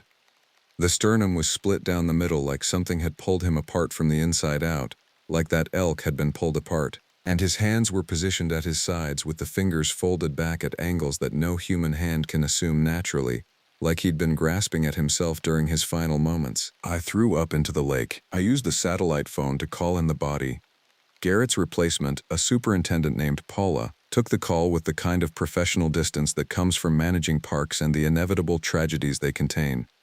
Search and rescue would helicopter in tomorrow morning. I was to remain at the cabin. I was not to touch the body. I was to file a detailed report. I filed a report that night. I did not mention the tracks. I did not mention the strange way the body had been opened, the impossible angles of the hands. I described finding the hiker during a routine patrol and reported the cause of death as unknown wildlife predation. That night, I locked myself in the cabin and didn't sleep. The helicopter came at dawn, landing on the cleared meadow near the cabin. 2 Forest Service investigators and a medical examiner spent 6 hours combing the shoreline and the immediate area. I guided them to the body and watched as they photographed, examined, and bagged the remains. They found no evidence of what had killed Devin Reeves. The medical examiner suggested maybe a bear attack, but her tone suggested she didn't believe it. Bears don't open people up like that. Nothing in North America opens people up like that. By afternoon, they were gone. The helicopter had taken the body and the investigators, and I was alone again, except that alone now meant something entirely different. The sounds returned that night. 3 separate vocalizations, all of them close, all of them from slightly different angles around the cabin. I sat at the table with a rifle across my knees and tried to think rationally. Something was hunting in this region, something large and possibly dangerous, probably a bear, probably displaced due to habitat changes or food availability. Definitely not something human. Definitely not the creature from the Algonquin stories that my grandfather had told me when I was a child. The thing that ate human flesh and developed an insatiable hunger. The thing that could speak in a human voice to lure hunters into the woods. My grandfather had called it the Wendigo, and he'd told me that it was real. Real in the way that hunger is real, he'd said. Real in the way that winter was real. Not something you see coming at you, but something you realize too late that you've already been caught inside of. I'd been 10 years old. I'd had nightmares for a month. Now I was 23 years past that, alone in the mountains, and my grandfather's stories were suddenly feeling less like folklore and more like instruction. September wore on. I requested to cut my employment short, telling Garrett that personal circumstances required my return to civilization before the official end of my contract in October. Paula didn't push back. She accepted my resignation via satellite phone, told me I'd served the park well, and said they'd have someone out to pick up the cabin inventory by October 1st. That gave me 10 days to close up operations. 10 days in the cabin with something in the woods that had the sounds of animals and the terrible intelligence of something that might not be an animal at all. On September 23rd, I saw it. I was checking the Western Trail system, about 2 miles from the cabin, moving between some standing deadfall pines. The trail curved around a ridge, and as I rounded the bend, I saw something moving through the distant trees, approximately 200 yards out, across a small ravine. It was bipedal. It was definitely bipedal. It moved like nothing else I've ever seen, in a way that was too smooth, too fluid, joints bending in directions that human joints shouldn't bend. It was tall. Even at that distance, the proportions suggested something massively tall, maybe 7 feet or more, moving with a gait that seemed to know exactly where every foot should fall despite the rough terrain. It stopped in a small clearing and turned to look in my direction. Even at 200 yards, I could feel the weight of that attention. There was nothing kind in it. There was nothing even remotely human. This was the look of something that was wondering whether I was worth investigating, the same way I might wonder about a particularly substantial piece of meat on a butcher's counter. I backed away from the viewpoint, moving carefully, not running, just increasing the distance. When I reached the trail intersection, I turned and walked back toward the cabin at a pace just short of panic, checking behind myself maybe 10 times during the 2 miles back. I didn't stop walking until I was inside the cabin with the door locked and the bar across it. That night I packed. I threw clothes and personal items into my pack while it was still light outside. I was finishing just as the sun touched the mountains, and then the sounds came, multiple vocalizations from multiple directions, circling the cabin, coming closer with each repetition. The sun went down. The darkness became complete in the way that mountains get dark when there's no moon, and you're far from any human light. And then, around 10 o'clock, it started with the voice. Hello? It came from the darkness beyond the porch, and it was unquestionably human. The voice was rough and indistinct, like something was learning to speak English for the first time, but it was unmistakably human words. Is anyone there? I gripped the rifle and didn't move. Hello? It said again, and this time I recognized the voice beneath the strangeness. It was Devin Reeves. Or something was using Devin Reeves' voice, using the memory of it, the shape of it. I'm cold, it said. Please. I'm lost. Can you help me? My hands were shaking so badly I could barely hold the rifle. I understood then what my grandfather had meant. This was real. It was real in the way that hunger was real.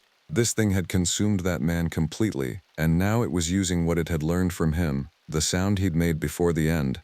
His last plea for help. My name is Devin, the thing said. I hiked the gun site pass trail. I got turned around. I need help. There was a scratch at the window. The sound of fingernails on glass. Slow and deliberate. Not threatening yet, but promising. I didn't sleep that night.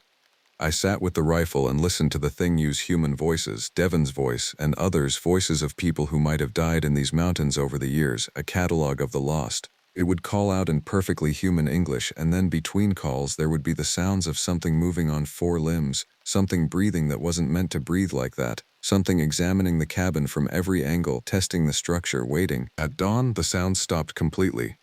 When I ventured onto the porch with the rifle loaded and my pack on my shoulders, the woods were silent. The birds weren't even singing. I left Mackinac Station at first light on September 24th. Moving fast on a trail that was becoming increasingly difficult under the weight of my pack and the terrified urgency of my pace. The 8 miles to the main trail system felt like 30, every shadow a threat, every sound a precursor to something worse. I kept the rifle loaded, kept one hand free, kept my eyes moving across the forest constantly. The trail was empty of human presence, which was exactly what terrified me. No other hikers, no other rangers. Just me and the mountains and the knowledge that something was aware of my leaving and was deciding whether that was acceptable. I reached the Eagle's Rest cabin at mid-morning. I radioed Paula and reported that I was abandoning my post due to a personal emergency, that I had encountered unstable wildlife and was making my way down the trail. She seemed surprised, but the Park Service has protocols for ranger withdrawal, and she started the process of backup ranger assignment while I was still on the radio. I continued down the trail. The further I descended toward the main valley and the roads, the less real the night became. The mountain gradually returned to being just a mountain. The forest was just a forest. By the time I reached the ranger station at Lake McDonald, I was almost able to convince myself that I'd exaggerated everything in my head, that the isolation had done to my mind exactly what Garrett had warned against. I didn't stay to debrief with Paula. I took my final paycheck in the form of a ranger station check and drove south out of Glacier National Park without looking back. 3 weeks later, I got a call from a Park Service administrator. They were doing a final inventory of Mackinac Station, and they'd found some unusual things. Marks on the logs from the outside, scratch marks that seemed deliberate, damage to the window frames, and in my report of the cabin conditions, it was noted that the window bars, supposedly decorative wooden bars installed in the 1970s, had been reinforced at some point with additional support that hadn't been part of the original construction. Records indicated that Marcus, the ranger before me, had requested materials to upgrade the cabin security and had personally done that work. The administrator wanted to know if I'd noticed any security concerns during my stay that would require similar upgrades. I kept the door locked at night, I told her. Like all rangers do, I didn't tell her about the tracks or the voice in the darkness or the certainty I still carry that I left something incomplete up there.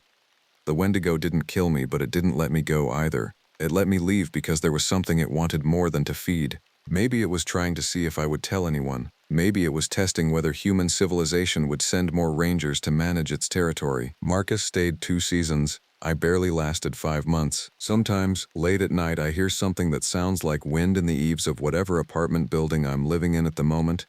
It's always that particular pitch, that particular emptiness. And I remember my grandfather's words about the Wendigo, that it doesn't kill you at first, that it lets you live with the knowledge that the hunger it inspires in human flesh is a hunger it can feed on in the space between seeing and not seeing. I don't work outside anymore. I don't go hiking. I don't camp.